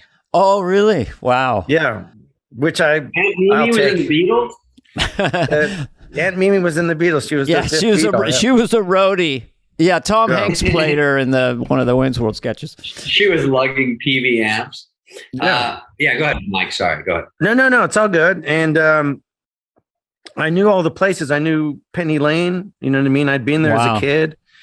And Strawberry Fields. I kicked a soccer ball around on Strawberry Fields. You know what I mean? So it was kind of a weird thing. And my parents were super proud, and their accent became famous. Yeah. So people would knock on the door knowing I wasn't home, and they would say, is Mike in? And my dad would say, no, actually, I think he's kicking about with his other. And people were like, cool, The Beatles were so famous that the accent was famous, and I got some reflected glory of my parents. That's another thing that's unique about you is, okay, you grow up in Canada, and then right out of high school, you go into Second City, right? Mm-hmm. You at some point obviously had English roots and had gone over there, but then you go over to England. You're developing your comedy there as part of a comedy team, and you're there for 3 years outside the States and Canada. And then how do you get on SNL from there? Then you get on SNL. You're like 25 or something. So what happened was I came back for Christmas, and my dad was ill. He was starting to get Alzheimer's. Yes. And I was in a comedy double act with a guy named Neil Malarkey, who's really, of course, my dad was like, what's your comedy partner's name? I said, Neil Malarkey. And he said, well, I guess, Bill Shenanigans wasn't available because his name's Malarkey, and okay. Malarkey's fantastic. I still work with him today. He's hilarious. And, I didn't want to leave. I loved England. I don't blame you. I love being in London. this double act. I love London. Yeah. And my dad was starting to get ill, and I did the improv set at Second City Chicago, Second City Toronto, the main stage. And then they said to me, "Do you want to have a job on the main stage of Second City Toronto?" And I was like, "I don't really, only because." But then I knew that my dad was ill, and I'm so glad I did, because I did get to see my dad for a little while before he lost his personality, which was just sort of like a double death with Alzheimer's. You know what I mean? Yeah, horrible. And so I got to see him. He got to see me perform, and then I got hired for Second City Chicago and went down there. And then my dad had a horrible accident in a bath. And it was awful. And I went back up, and I technically was the alumni at Second City Toronto. And there was an alumni show. And Martin Short saw me there and recommended me to Lorne. Yes, I know that part of it. Then I didn't audition. I just got called, and I was just in the cast, and I didn't really actually know I was hired for the first little while exactly. And even Lorne, I was in the hallway, and he said, "Well, what are you doing here?" And I was like, I didn't even know. You're right. He said, "Well, why are you on 9?" Yes. why are you cross-legged by the elevator bank? And I was like, I don't have an office. He said, get off the floor or something like that. Well, and I was like, didn't I meet you and you hired me? well, going full. Wait, Mike, so Go ahead. you did. Hang on, let me ask him. Yeah. He didn't. So, Mike, you didn't have the stress of knowing you were having an audition. Really, just Martin Short saw you and then said he recommended. 100%. If I had auditioned, I wouldn't have got in. That's 100% Oh my true. God, I'm the what a shittiest walkout. auditioner that's Oh, ever. I hate it too. You know what I mean? So Martin Short must have recommended you really heavily. I mean, you know Yes. what I mean? And like, Dave Foley. and Dave Foley did as well. who Yeah. Lorne respects. Yeah. So then and Pam Thomas is a casting director, Pam Thomas, who was a producer with The Kids in the Hall. She was at this anniversary in Toronto, and she also called Lorne and was like, So in all due modesty, what were you doing when Marty saw you? Like, were you doing Sprockets? Were you doing Lothar? I did Wayne's World. You did Wayne's At- World? Yeah, at the top of the second act. Who played Garth? Yeah. There was no Garth. At It the was time, Wayne okay. and Nancy. Thank you It was for it was creating a double act. sidekick once again. Yeah, that's great. That was very Well, you know lucky. the story of I just looked at the cast and I said, who's the best comedian there? Who's the I want him in my star? sketch. And that's 100% true. I don't know. I had a baby face, had to keep my chin up, and I guess we'll be doing it on the 50th anniversary. So I'm gonna. Yeah, Shit. Isn't it the 30th anniversary this year? Which It It's is. the 30th of the movie. Oh, of you guys. Yeah, of Wayne's World. Yeah. It's the 30th anniversary of Wayne's World, the movie, which is Jeez. ridiculous. I know. But I don't even know how to process life anymore. It just spins around so fast. I always Yeah. say I'm moving at the speed of life. I feel like all of us Yeah. are way busier than we should or could be. Of course, you have three children, and you just did a Netflix show. If you want to talk about that for a sec, but Sure, you've been sure. busy. Let's. Mike did a new show for all you Mike Myers fans. He has a streaming show coming out on Netflix, right? This year? Yeah. Yeah. It's in May. It'll come out in May. It's called The Pentaveret. Mm-hmm. And it's about what if 5 people Well, I ran was the going to call world. mine. Well, I had heard that and I got out with it faster. You got out first. Oh, it's Smart. first early adopter. I'm sorry. Go ahead. Go ahead. Oh, no, not at all. It's called The Pentaveret, and it's about 5 people. What if 5 people ran the world, and what if they were nice? And it's about conspiracy theories. Right. And I play all 5. So you play of Bill the- Gates, Oh, Mark Zuckerberg, shit. Jeff Bezos. Well, you'll have Elon to Musk. see. I'm keeping tight-lipped about the various characters that I love play. the premise, and I love the idea of it. So, and you're doing your Mike Myers thing, which is amazing Yeah. to watch. Well, yeah. Thank you. I had a lot of fun doing it, and I, happy with it. Very happy with it. Netflix is the place. I think the writer performer is kind of the most potent comedian. Not all comedians write their stuff, but in your case, you were just every bit as much a writer. Tina Fey, the same, and a great performer. Yeah. What I'm kind of interested now that we're to this section is what you brought to SNL that first year was so outside. It had its own frequency, its own sensibility, and I always say it's Canadian, British, and American, because you're always watching America as a kid, right? From Canada.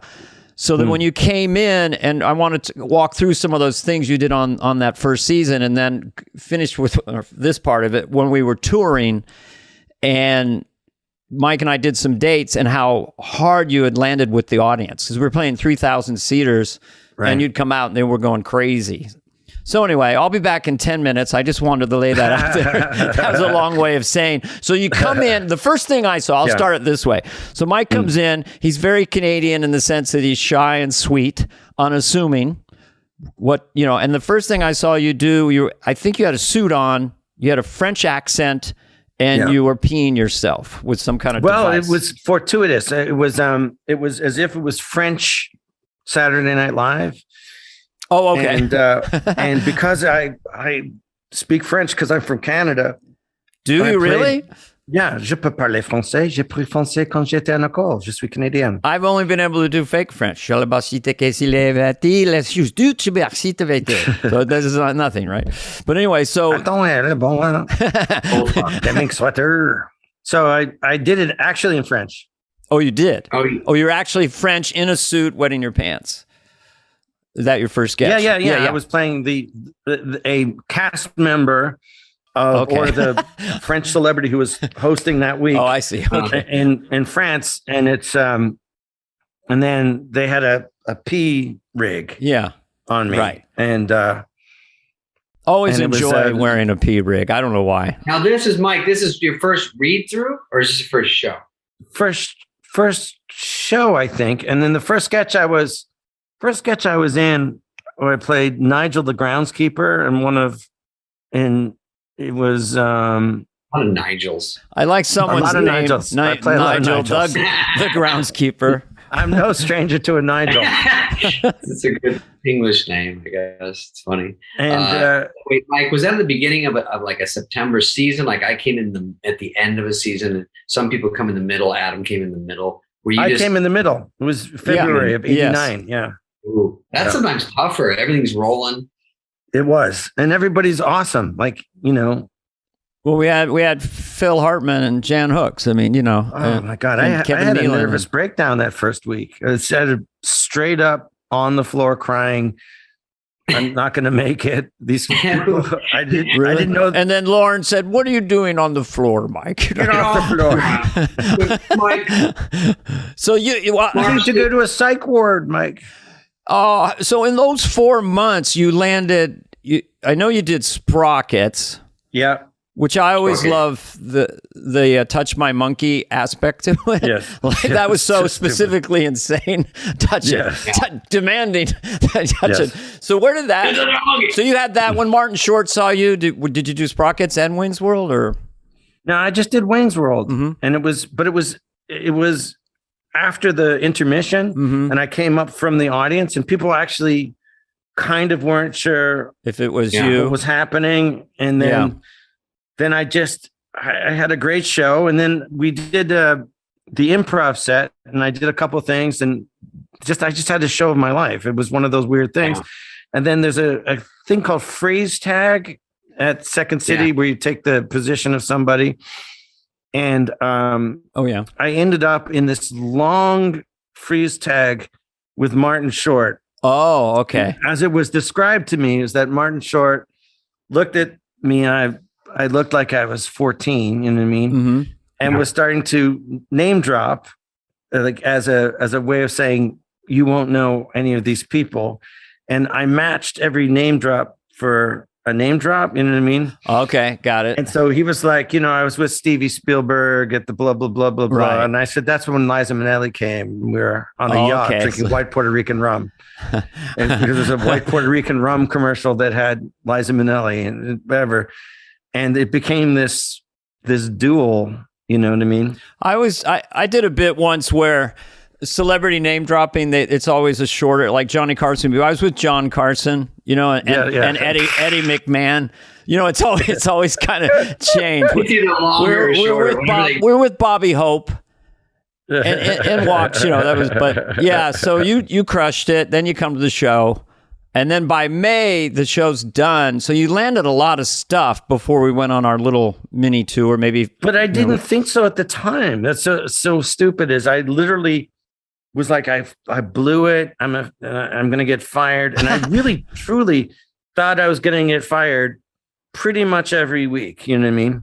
well, which one landed the best in your mind? I mean, you did Lothar, the Hill People. Yeah. Did you? Yeah. I am Lothar of the Hill People. It's like It's just different crowds liked it. Like the sort of people that, like musicians liked Dieter. Right. Mhm. And they liked Wayne, but like artsy people were like, oh, that Dieter thing's cool. Wayne's World had more of a broader appeal. Mhm. But then I remember walking through Central Park, and it was always the people that worked in the park were like, oh my God, it's Lothar, the Hill People. They remembered it. Lothar. You can almost guess who's going to like what. When people come up with trans comp, you go, I think you're going to like bench. So that was like an ancient man in very rudimentary language. Village man. No, but this was an ancient man in rudimentary language trying to understand women and society. Was that kind of It was a sensitive troll or whatever. When I was a kid, I played a lot of Dungeons and Dragons, but we did it in character, which I look back now and it gives me the corny tingles. But I know we a would do lot it in of Dungeons character. and Dragons fans. And yeah. my character was Lothar. And When I lie am with the Lothar. woman, she comes. I don't know what there is much that I could tell you. It's all the come. Let us talk of stories of the hunt. That type of. Wait, but Mike, you just did that half a year, and then you guys went on the road. Yeah. You were well done enough to go on the road. Yeah, it was. Wow. And I didn't have an act. I wrote it on the plane, and so Mike was writing, and he had cue cards. cue We cards hadn't done this on the stage. And if I could just insert this. So Mike's opening for me. This brilliant thing, he would come out as, was it Wayne? Or Wayne, yeah. Wayne, underdressed, unbeknownst to the crowd, he was underdressed with Dieter. So you do Wayne, and then you pull a ripcord, and then the theme to Sprockets would come on, and you start dancing as Dieter, and they would go shithouse. I mean, it was such an incredible move. But I was shocked because I didn't know who was watching the show. And I thought, I just have to just do it. And if it doesn't play, I just stay Wayne the whole night. You know what I mean? Back then, you don't have Instagram followers, you don't have internet, you don't have Google. So you have to guess, am I famous or does anyone know what the fuck is going on? I'm just hoping they see the show. I'm hoping they're into this. We think it's funny in the building, and then we leave. You just don't know. No idea. And it was interesting. Like when I was very first on the show, I would get like 3 pieces of mail, right? And Your often mom, it was from, your brother. Yeah. No, okay. Well, often from correctional facilities, you know what I mean? Yeah. And with the real stamp, which I thought was, that's cool. And then I would look over at Dana's, and I was like, you got no mail. Dana got no mail. Holy shit. So I guess I'm okay with 3. And I said to, do you remember Julian? Oh, yes. And I said to Julian, Julian, I don't understand it. Dana has no mail. He goes, no mail. And then he points over to these $5. These 5. He goes, it doesn't fit in there. Yeah. Oh, that's, it was all I didn't know that. That's nice. Sheaves and sheaves For the of people mail. at home, right by the page desk, it was Steve Korn when I was there. Yeah. And they had all these square boxes, and each had her name on it, but they were unfortunately equally the same size. Yes. And then you'd see Dana sticking out with all these Stuffed. stuff down the floor. When Mike and I, when the movie hit, it definitely went surreal for us, right? Because we didn't really know what box office, and just awards kept arriving and giant vats of mail. And it was just sort of, I don't know if we really comprehended it. No, it was too fast. Too much. For me, the only one that hit home was having immigrant parents and not having any hockey equipment, except we would go to the skate exchange and you'd get like old timey skates that look like, soon railways will be spanning the nation skates. You know what I mean? And then I'm on Saturday Night Live. We weren't making any money, but all of a sudden a thing arrives, this big giant duffel bag from Team Canada with Team Canada skates with the logo stitched into the skates, into the hockey pads, into the gloves, the logo Team Canada. And I was like, how cool. This is like unbelievable. And that's making it. I still have the gloves because you were a big hockey guy back then. Yeah. I think you had a lot of coats and stuff. That's kind of a bond. It's not. I would never do a military analogy, but it's a bonding thing in show business to be on that show with people because it's so gritty. And then to have your first success with them and first time making a couple extra bucks. I remember you scrounging for quarters, to get a sandwich and stuff, or you got bringing a buck out and, Yeah. I mean, no, I did. I had to borrow money off Lauren. I had to borrow money off Lauren off the first half season. Does he have a billfold and kind of go like that? Does he like, Yes. 5, 10, 15? I want it by Tuesday. Where was I? Start again. Did he pay you in Canadian money or what is that? Yeah, here's a Bloomy. Balloony. No, he said, how much do you need? I said, $10,000. Like I didn't really know. Wow. And he was like, well, what's your rent? And I was like, what? What was because it? How much do you, something like $1,000 a month or something. Yeah. And you're netting maybe but I had $1,500. no money. Like I had negative money. You know what I mean? And I just can't thought believe you asked Lauren. I would be so fucking scared to ask Lauren for money. I probably would have. I talked to, do you remember Audrey Pert Dickman? Of course, Audrey. Yeah. Sure. And she said, well, she was like, do you have any friends that you can borrow from? I said, not really. No. He goes, almost, it was like anything valuable. The gold in your teeth. Yeah. You know what I mean? Anyone else than Lauren? Yes. Is that what you're Any saying? Basically, acquaintances. can you donate blood? Yes. Can you donate blood? Do you have any shoes you could donate? Yes. It Did was you go to Jim Henry? Jim I had Henry, the yeah. same thing, but I went straight to Marcy Klein because I found out she was Calvin Klein's daughter. So I said, Oh, yeah. well, she's got to have some money. So that was my. No, I'm kidding. But hi, Marcy. She's like, we love you.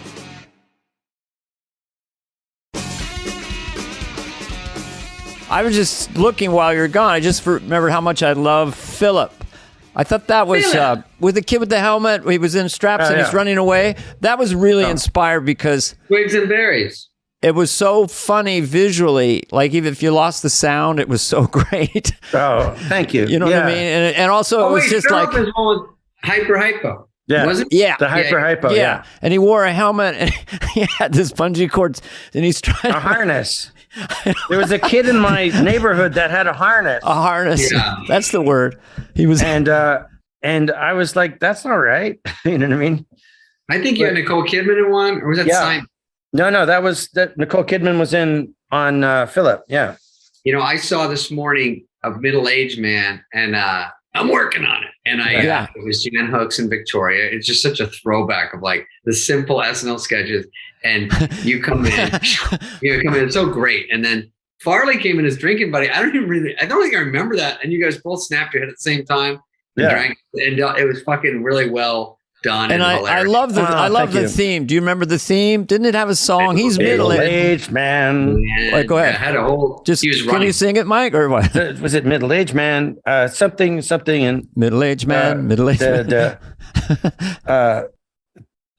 something and a gut. Middle-aged man. And the catchphrase are you looking at my gut? I'm working on it. Yeah, I'm working on it. Which of course loved is it. my actual thing I say all the time. Yeah, now. Because I have, of course, I have the gut. I love presentational comedy like that, where you tell the audience the premise completely up front, and then you Right. present it to them. There's no mathematics for their head. They're just like enjoying. I know exactly what this is. Yes. But yeah. We're all spreading around. I mean, my waist is like way bigger than it was back then. I used to tease John Lovitz because I looked at the board and they do your waist and your inseam. And I was like, I was young then. I was like 31, 33. And everyone else had a bigger waist and a shorter inseam. So you know how you tease John and he teases you. I go, John, look, I have reverse sizing. He goes, what? What do you mean? Reverse? So anyway, John is the greatest. I mean, he's just the silliest. Hello. Hello, everybody. What else? I saw a side on YouTube. It said, here's a scene of Mike, all things Scottish, from Dress. I'm like, you can watch shit from Dress? What? Yeah, I go, and it said on the beginning, Saturday Night Live films a show at 11:30, but they have a dress rehearsal at 8, and it's not supposed to air, but here's one. I go, you can find Dress? This is unreal. Everyone there was can that get the it. one with Mel Gibson where the cash register malfunctioned? I think it was Walking. Was Walking Oh. everyone? Yeah. Wow. Wow. Wow. What, The you know, scotch. for a second, just because we're on that topic, hosts that were, I know these, you've heard these before, but we probably have similar choices. Wayne Gretzky would be a big one Wayne for Gretzky, me. number one, yeah. Number Yeah. one for you. I figured. Yeah. Wow. And so just from my point of view for a second, you wrote a Wayne's World sketch and we went to an ice rink, or did a film. I'm from California, so I never played hockey. Wayne Gretzky is literally super Canadian nice. I mean, just like insanely unassuming. And then I couldn't get my, I was playing the goalie. I didn't know. goalie. So he gets on one knee, starts lacing up my shoes and pads. Oh, my and then God. Wayne Gretzky says, here, hold the stick like this. So it was, thank you again for that moment, Mike, because I was like, what? No, wait a You're minute. like The a greatest. contest winner. Yeah, well, it's just, so how was your experience with Wayne? I mean, he was so Wow. sweet. Well, I got called into Lauren's office, you know, and I thought, Come in. okay, here it comes. You know what I mean? on the carpet. And I thought, all right, you know, I tried. And then he goes, Wayne Gretzky's the host. And I was like, and I was like, is this happening? Like, it's a joke, right? And he said, just maybe a Wayne's World. You know what I mean? And I was like, yeah, of course. But I went and all pre-cell phone, of course. I was just pounded calls to Canada. Oh my God! Telling Yeah, all my friends, Wayne Gretzky's the host. Holy shit! You know what I mean? It was huge. there was a couple things for that episode that stick out to me. One is I have a terrible fear of flying. So does Wayne. Ironically, even though he must have flown like crazy, he goes, "I'll tell you at the end of the week what the secret is to not be afraid." So at the end of the week, the end of the show, I go, "Wayne, what's the secret?" He goes, "Helicopters. Just flying a helicopter and a plane will seem like nothing." You know, He's right. and he's kind of right. You know, Yeah. He's 100% right. Helicopters are terrifying. do you remember the sketch we did where we were playing celebrities idiotically trying to advise him how to play hockey? I do. And I remember it's like, what if you made the puck out of flubber?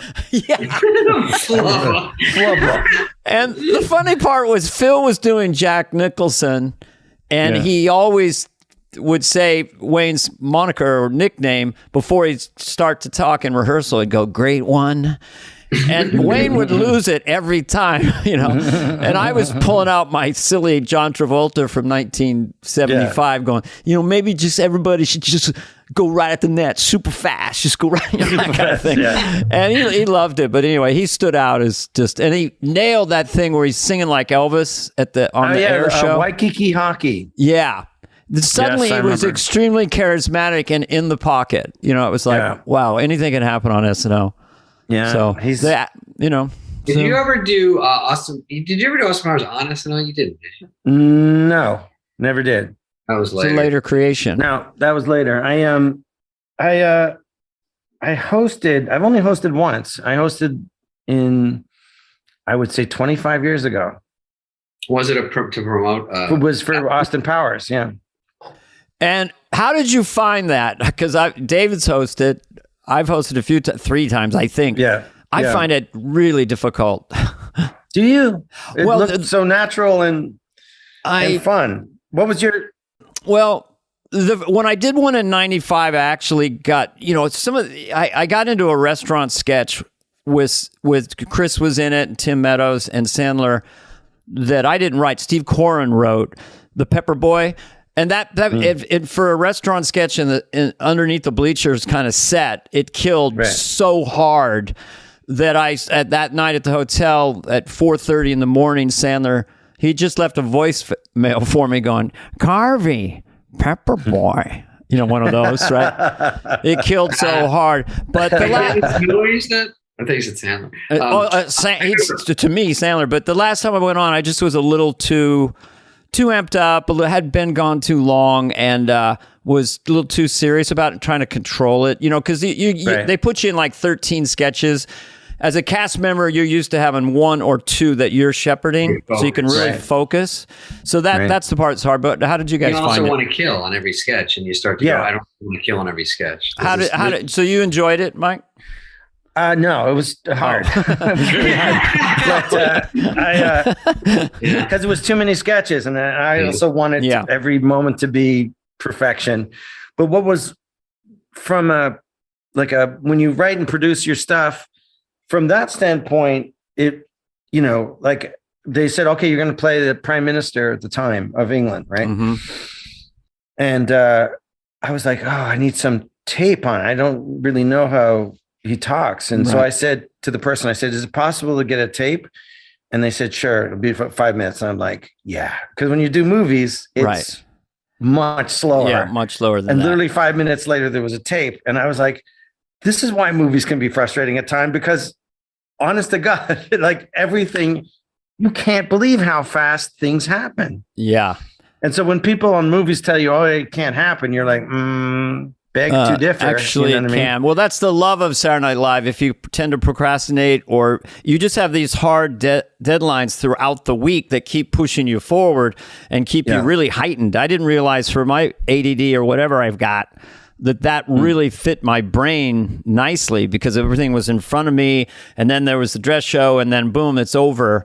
And then in a movie, you might develop it for 2 years. It's like, and then I was on a film once with a guy. We did so many rehearsals and so many other angles. By the time it got to the shot they were going to use, I had said the thing like I'd say 150, 200 times. Right. It didn't even seem like English. It was like, yeah. I mean, I think, maybe the way other people do documentary style or something, but that kind of crushed me in movies. I didn't feel. I would love to shoot. I always want less takes because I feel like you're fresh, you get it, and if something happens off the top of your head or you tweak it, but to do it and then you're finally so burned out at the end, they go, now here's the big close up, and you go, now the one we're going to use. I go, God damn it. Yeah. You've used it all on the other side. Yeah. What is the money shot? I mean, in Wayne's World 1, because it was, I don't know, I think it was like 35 days. So, and so there wasn't a lot of time for a lot of coverage. Like in Wayne's World 1. It's freedom from choice too. That's the other thing too.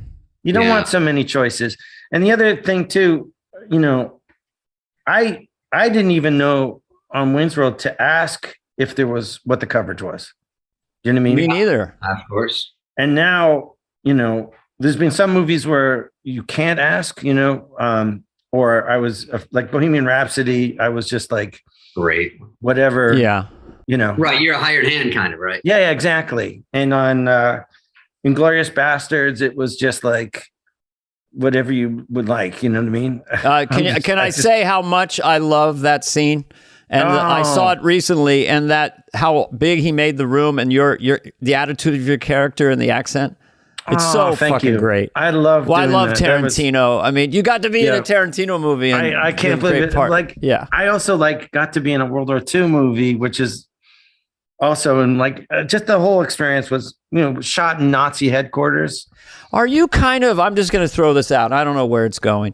Are you kind of a World War II historian in a way, or you're very much interested in that particular event? No, Mike is fanatic, and it's okay to say that, and I have other friends who do it, but you do paint and make beautiful models. Extraordinary. Toy soldiers, yeah. Oh, thank you. And you have tableaus of soldiers, and they're just breathtaking. Dioramas. Thank okay. You. Yeah. Extraordinary. But yeah, I'm a lightweight compared to you, but I'm fascinated by World War II as well. Both my parents were in World War II. My mom was in the Royal Air Force, and my dad was in the Royal Engineers and fought, in the second wave of Market Garden, where they were building bridges and clearing landmines and making anti-aircraft gun installments. Wow. And, my dad's shot at the Germans, he doesn't know whether he killed anybody.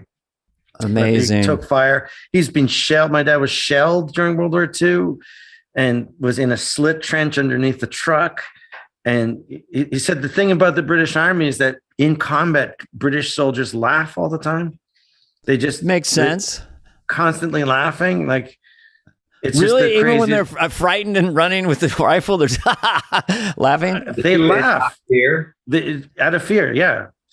Sure. And I was like, is that just legend and lore? But then, of course, I've seen a lot of documentaries about the British Army and stuff it's just one of those stress responses. The greatest. So it shaped them. It shaped my parents. It shaped my parents in a huge way. How do you feel it did? How do you feel it did in specific? Well, they would talk about things like fascism, and that was a real thing. Like my dad and my mom hated any kind of fascism and anything like that, and would talk about it at the dinner table. And I realized that my friends who didn't have World War II parents were less concerned about the possibility of fascism. Yeah. You know what I mean? And interesting. It's, they were just, the Nazis are bad guys. I mean, that's it's one of those wars that are just unequivocal. They must be stopped. You know what I mean? Was it interesting, Mike? We might have talked. Oh, sorry, but in Dunkirk, the movie, they didn't say Nazis. They said the enemy. Yeah. I didn't realize that. Yeah, they never say Nazi. They say enemy planes, enemy. David, sorry to interrupt. I was saying that question was stupid, but this one's even dumber. So you, by the way, I saw Bohemian Rhapsody, and I didn't know it was you, and I saw it again, and then I figured out. I was like, what, Mike's in that? And then my friend goes, you said you know him. I go, I do. Let me just look closer. You said you know him. Then, Come on, man. Great. Your friend's awfully angry. I just want to say who that friend is. Like You said you knew him. yeah. I go, well, I hate you. Prove I know him when he's in the movie. What do I do? And then, also I thought it's a real testament to success in SNL when I see, or just your life when you have Halloween costumes. Right. And I see you guys. There's always been a couple, and with Mike, it's Austin Powers, and there's obviously Wayne's World with other that's always a great one, like couples do it or two girls. Usually two girls. Two girls Yeah. when I run into them, both with wigs. Two girls. One's Wayne, one's Gar. That's a huge one still. That just shows how long, and obviously Shrek, and there's I've seen some coffee talks. I think back Linda then, Richmond.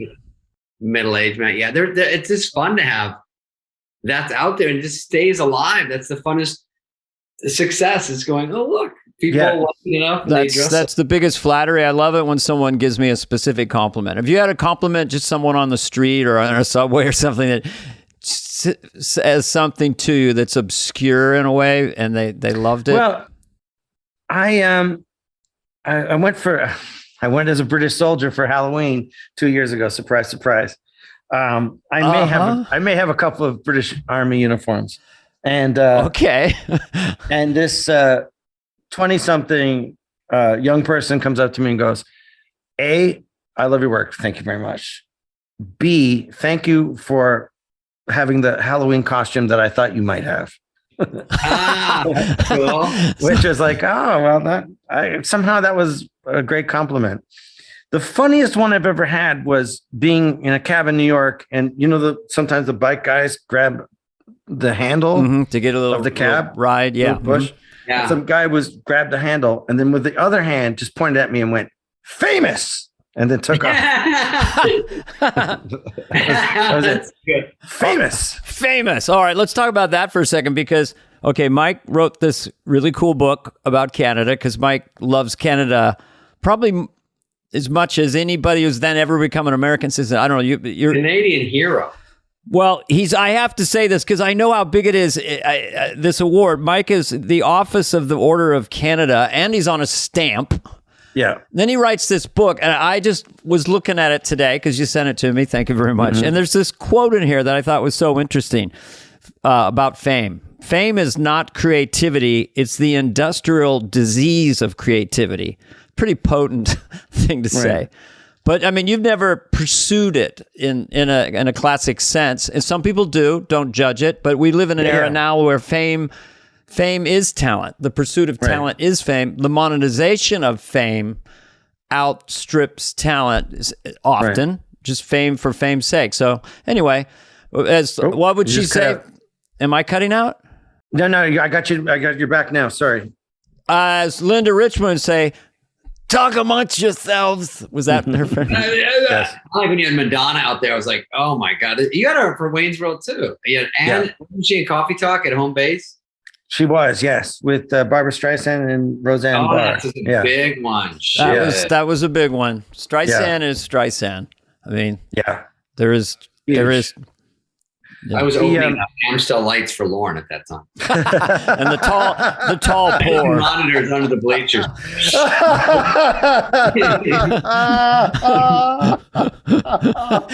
David is so nice. That's perfect. I know. In a big giant glass. The giant glass. He'd start the pour low, and then he'd bring his hand up like 2 feet above the pour of the glass. Under the bleachers, monitors is the best. They go, Lauren wants to see it. I'm like, oh no. You go in there, and he'd go, maybe this one, do it, fix it a little bit. It felt like it faded out at the end, and Liz or Aaron would look at me and go, you heard him, and I go, yeah, I got it.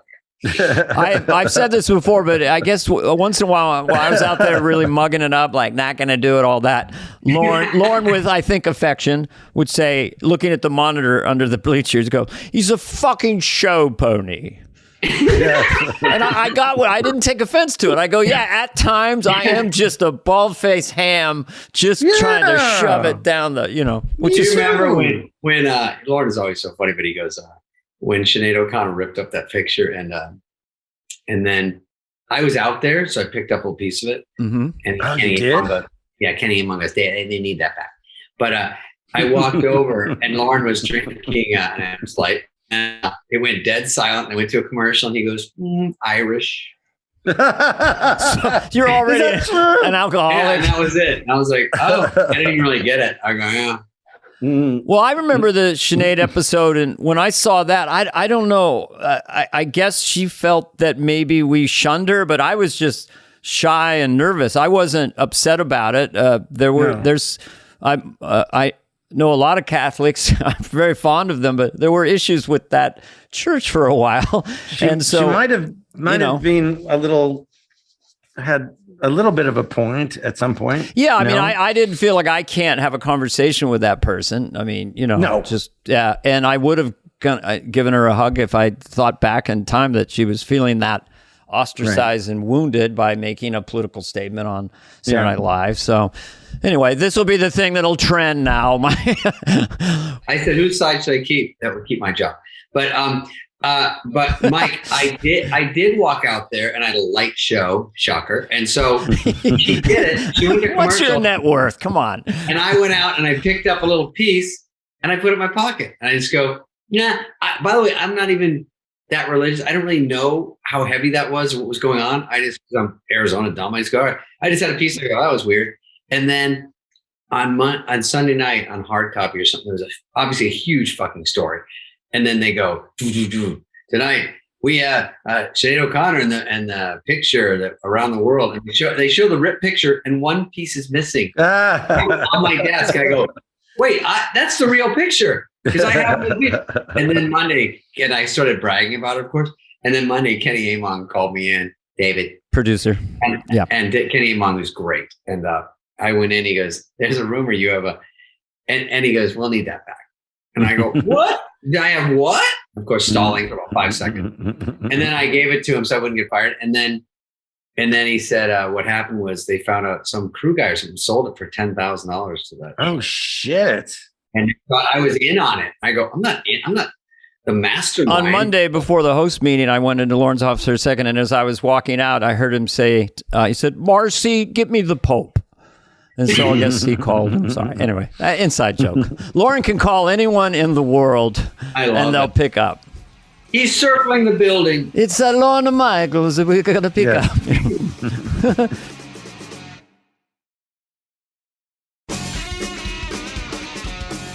Well, I have a question for Mike. Did fucking George Harrison write your letter? He did, yes. Damn it. Yes. An incredible full circle thing in life. Yeah. Wow. It was during Austin Powers 3. Mm-hmm. And it was the day that it was Tom Cruise, Danny DeVito, Gwyneth Paltrow, Steven Spielberg, all in that fake opening of Austin Powers called Austin Pussy. And I got a call. I got a call in the morning from Gavin DeBecker, who's a security specialist, and he said,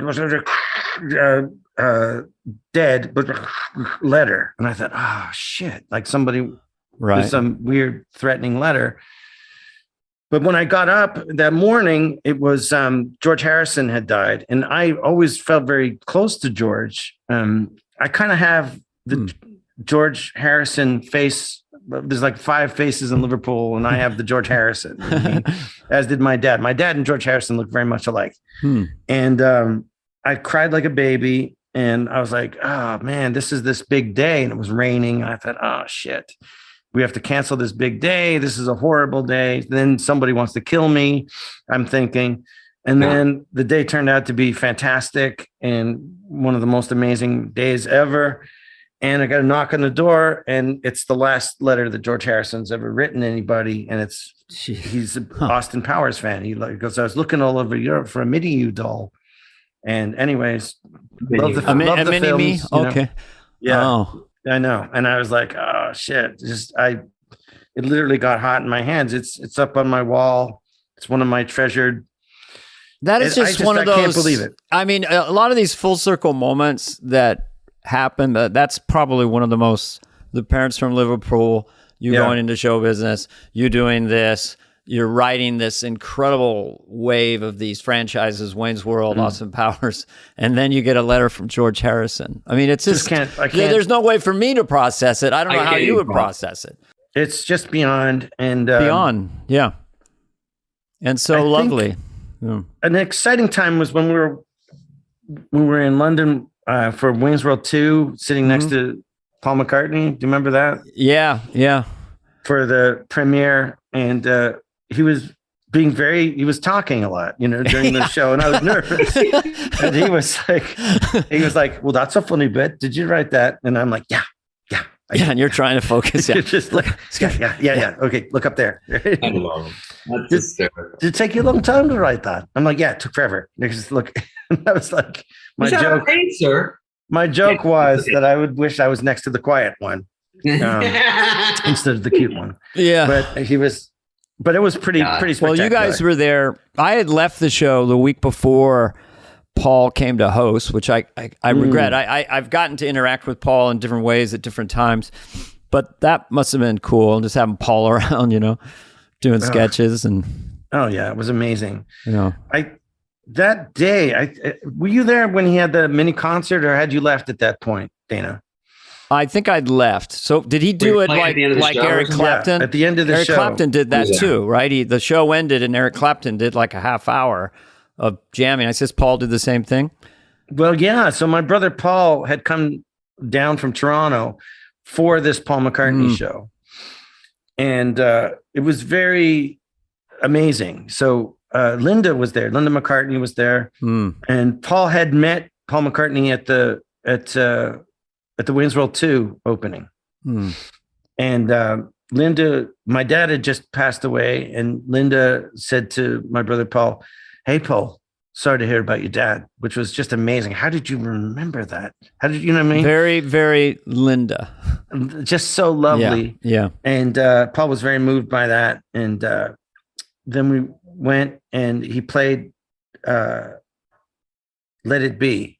Yeah. And, which is kind of thematic.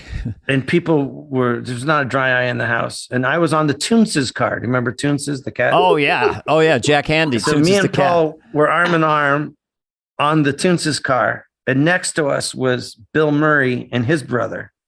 Wow. Good Lord. And it was just you can't believe it. Like, he's right there. You know what I mean? It's sort of like Eiffel Tower, Empire State Building, Paul McCartney right there. You just can't fucking believe it. No one gets used to seeing Paul McCartney. Every day was like, no one can fucking deal with it. By the way, Mike, when that happened, Franken said, he goes, I remember, we were talking about that like a week later. He goes, I remember he was telling someone that Paul McCartney played Let It Be, and I started crying, and then I walked over and stole some jeans from the Gap Girls set. Did he say that seriously? He's like the penguin. He's like the penguin all of a sudden. Yeah, it was all serious. Then he goes, and I went and stole some jeans from the Gap Girls set because there was so many. It was like a real set with a security guard because there was so many. That's kind of brilliant in a way of like looking at sets to kind of harvest stuff and shoplift sets. Yeah, it's so funny that on the heels of that Let It Be where everyone was crying. Yes. Oh my God. Well, the next morning we went to the John Lennon Circle, me and Paul. Just in Central Park with all the people. Just as Bill Murray and his brother also came to the Imagine Circle at Strawberry Fields. And it was kind of, I don't know, this was kind of a huge moment. It's just everyone a Beatles fan. I mean, is Bill and his brother like at the level of you and your brother Paul? Because is there levels to it, or it's just like a fanaticism that we can't let go of because it just keeps giving all the time. You go back and revisit the music and you go, seriously? No. But if you've had a little bit of fame, you can't imagine their level of fame. Do you know what I mean? Their fame is famous. Do you know what I mean? They're famously famous. You know what I mean? Yeah. And that's one aspect of it. The other aspect of it is it's just the type of show business that you wanted to be in. You know what I mean? Mm-hmm. That's what I always wanted to be on Saturday Night Live. I didn't know Saturday Night Live would be there for me. I always wanted to be on Letterman. Mm-hmm. Yeah. Yeah. I always wanted to be on the Tonight Show with Johnny Carson. Yeah. I never got to be on the Tonight Show with Johnny Carson, but I always wanted to be. And it's just sort of just in general, the Beatles, like it's specific the Beatles, but in general, American show business. I don't think if you didn't grow up in this country, how magical American show business is. You know what I mean? Mm-hmm. It's just the best show business in the world. Bigger in other countries too, because it's America. I think that they go. Yeah, It's and that's magical. what the Beatles always said. We got to get a number one in America before we go there. Yeah, You know, that was their enchanted land. You know, but just growing up in Canada, my dad worshipped the United States because of show business. You know what I mean? He wasn't like, oh, them Americans. He was like, they do it right and they're fantastic. And even my mom, when Wayne's World came out and it was a big hit, you know what I mean? Mm-hmm. My mom said, I said, did you see Wayne's World? She said, oh, yes, it's very good. I said, yeah. She goes, oh, that Dana Carvey's very good, isn't he? She would use me to inspire you or something. What is she talking about? What do you mean? She goes, it's just the Americans. They just have it, don't they? He does. The Americans, just they're slick. They just have it, don't they? And slick wasn't a bad thing. Slick was like, yeah, Slick's. I never American really show business, just the identified best. as I'm an American comedian. You know, but you were to but me. I was, That's but I just but am. that's funny, Dana. Yeah. That's so funny because you are to me. Yeah, I You are an totally American understand. I grew up comedian. there. I am an American Yeah. comedian.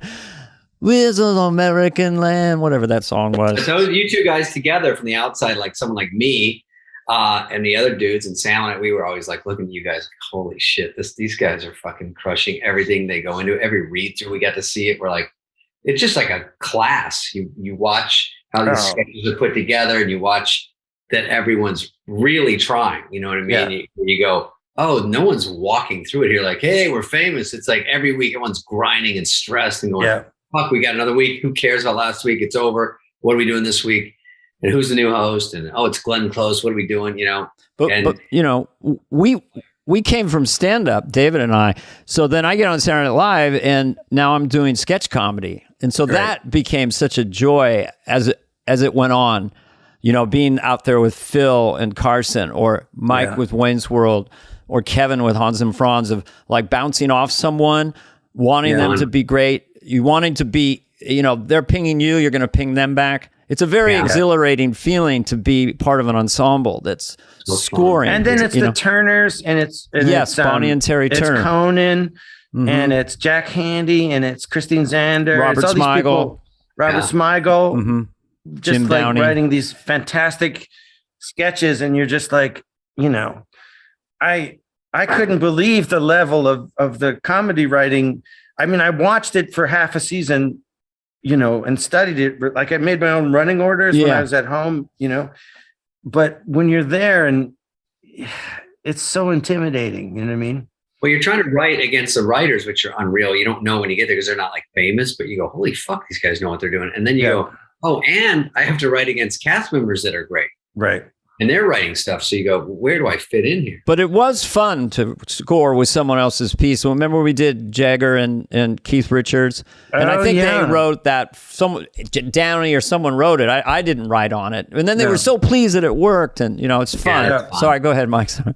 No, not at all. I just remember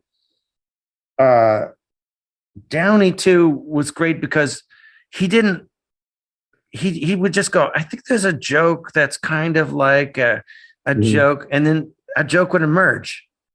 And you're like, I didn't know you could dial up jokes. Like to me, jokes were like, they came to you like lightning and they're put in your hand and they were hot. You know what I mean? You had to put them down. That's a good But he could observation dial about him. up jokes. Yeah, I he would say, there's something very funny about, and then he would say it, right? Finally, yeah. And then the joke would emerge. And that I have had to do that now. Like I've had to do that in having left Saturday Night Live.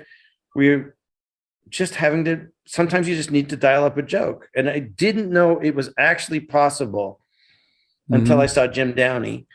I thought it was something that they did on the Dick Van Dyke Show, but that wasn't real. Right. You know what I mean? With the staff and the whole Where they're team. trying to jam jokes. I didn't Yeah. think actually anybody did jam jokes. You know what I mean? Yeah. Interesting. In that way of like, it's kind of like we need a short joke and it should be something that's a comment. And I'm like, you can't dial up jokes that way. That's the math of it that's challenging and fascinating. Does it fit here? Will it lead us anywhere else? And, you know, but they were good at like the breakdown of the sketch instead of just like, we were just kind of comedy guys, you know what I'm saying? Probably me and Danny, but you too, maybe, where you go, this is funny. And then they're like breaking on the sketch. And that's how they find it. They go, it needs this. And everything points to a certain joke it's going to be. And then they go, they're cracking a code that you figure out. It takes a long time. It takes a long time. And I was very inspired and intimidated at the same time. One of the best joke clinicians was Conan O'Brien. Sure. definitely. And I once wrote a sketch and he said, is this your sketch? I said, yeah. He said, do you mind if I rewrite it? And I was like, no, not at all. Cause he was so nice to me, Conan, all the time. You know what I mean? Yeah. And then he just sort of went, and he handed it to me and it was 1,000 times better. That's a great I feeling. couldn't believe it. Yeah. I said, now it all one joke flows to the next joke. You know what I mean? Well, And I was like, I couldn't believe it. You know what I mean? Just handed it back to me. yeah, I I just mean, went- Conan is brilliant. Yeah. And I do think that you got to the whatever level, 5-star level of as a writer, when you look at Wayne's World and Austin Powers, I mean, that just flowing and really just, this is funny and this is funny. And here's a storyline. All of a sudden something's kind of sweet and human and then back into it. I mean, just densely, beautifully written, like irresistibly, Thanks. like kind of an irresistible stew, you know? I mean, I don't think movies like Austin Powers make that much money, you know, anymore. Right. You know what I mean? It's like, No. it made like blockbuster box office, you know? And yet it's so weird and quirky and, you know, so anyway. I think that again, I learned so much from everybody at Saturday Night Live, and you had to learn or you were out. You know what I mean? That was one thing too. And I think that one of the things I'm very grateful for having worked in England is that and I've said this to you, Dana, a few times, but the subject matters that you can do comedy about in England are very, very wide. You know what I mean? Yes, which There's I a lot like. of different subjects. That. Yeah. And, you know, I had such a weird comedy circuit when I lived in London that just went. And also, I think, too, that Jack Handy was a giant influence, too. Yeah. Giant. His was eloquent. Right. It's just unbelievable. Yeah. Like Happy Fun Ball is just. Happy Fun Ball. Wow.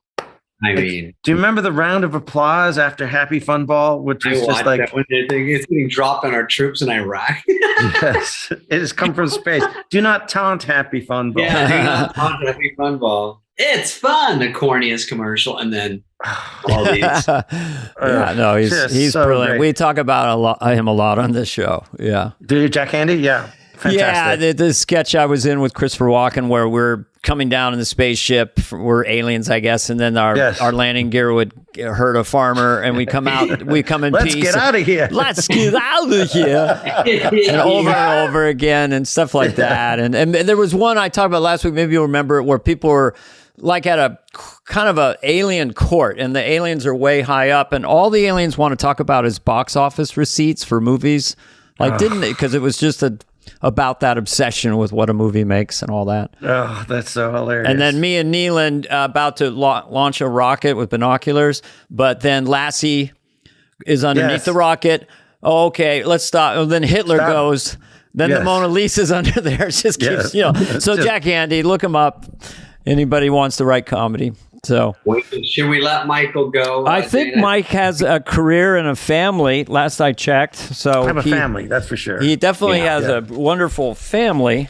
Mike Myers, what can we say? A Canadian delight. Thank you. A Hall of Fame of everything. What else? And still out there doing everything, doing the shows. And Where do you live now? And then I'll let you go. I live in New York City. Okay, what big streets? No, you live on Bay and Blue, or do you in Canada? I know. I don't know, but I did live very close to Bay and Bloor. We stayed there. What they call Blow-Yo. That's the. Is that what they call it now? Yeah. When I was there, we called it Bay and Blue. Oh, I see. When I was there years and years ago, we did 3 movies up there. A lot of fun. Love Canada. Well, thank you, Mike. Thanks, Mike. And great talking to you, buddy. All right, guys. We'll be texting soon. All right. Yes, please. All right, guys. Enjoyed it. All right, bye, guys. See you later. Bye-bye. Bye-bye. Hey, what's up, flies? What's up, fleas? What's up, people that listen? We want to hear from you and your dumb questions. Questions, ask us anything. Anything you want. You can email us at flyonthewall@cadence13.com. Andrew Laposha. Hello, guys. Thanks for what you're doing. I like when they say that first. You're welcome. It's so awesome. My question, who did you most want to host SNL that never got to? I'd say Tina Fey. That's my answer for everything. No, who are you thinking? Because I'm just thinking of who I'd want to hang out with. Yeah. So and they were musical guests, but I would like to have been on the show when Neil Young was the host. Oh yeah, because you love I would have had Young. Neil Young on Church Chat. Well, our voice is sort of like a lady's voice, isn't it? Old man. You know what's really ironic is Church Lady. This is what Judd Apatow would help me with, make an album where Church Lady sings Neil Young. Because I can't sing, but as Church Lady singing, it sounds exactly like Neil Young. Okay, I'll show you. First, Neil Young. Old man, look at my life. I'm a lot like you were. Church Lady. Oh man, look at my life. I'm a lot like you were. Well, isn't that special? No, it's true. I can sing as Neil Young, but I have to sing as Church Lady singing as Neil Young. And that's my answer too. All right. Thank you, Andrew.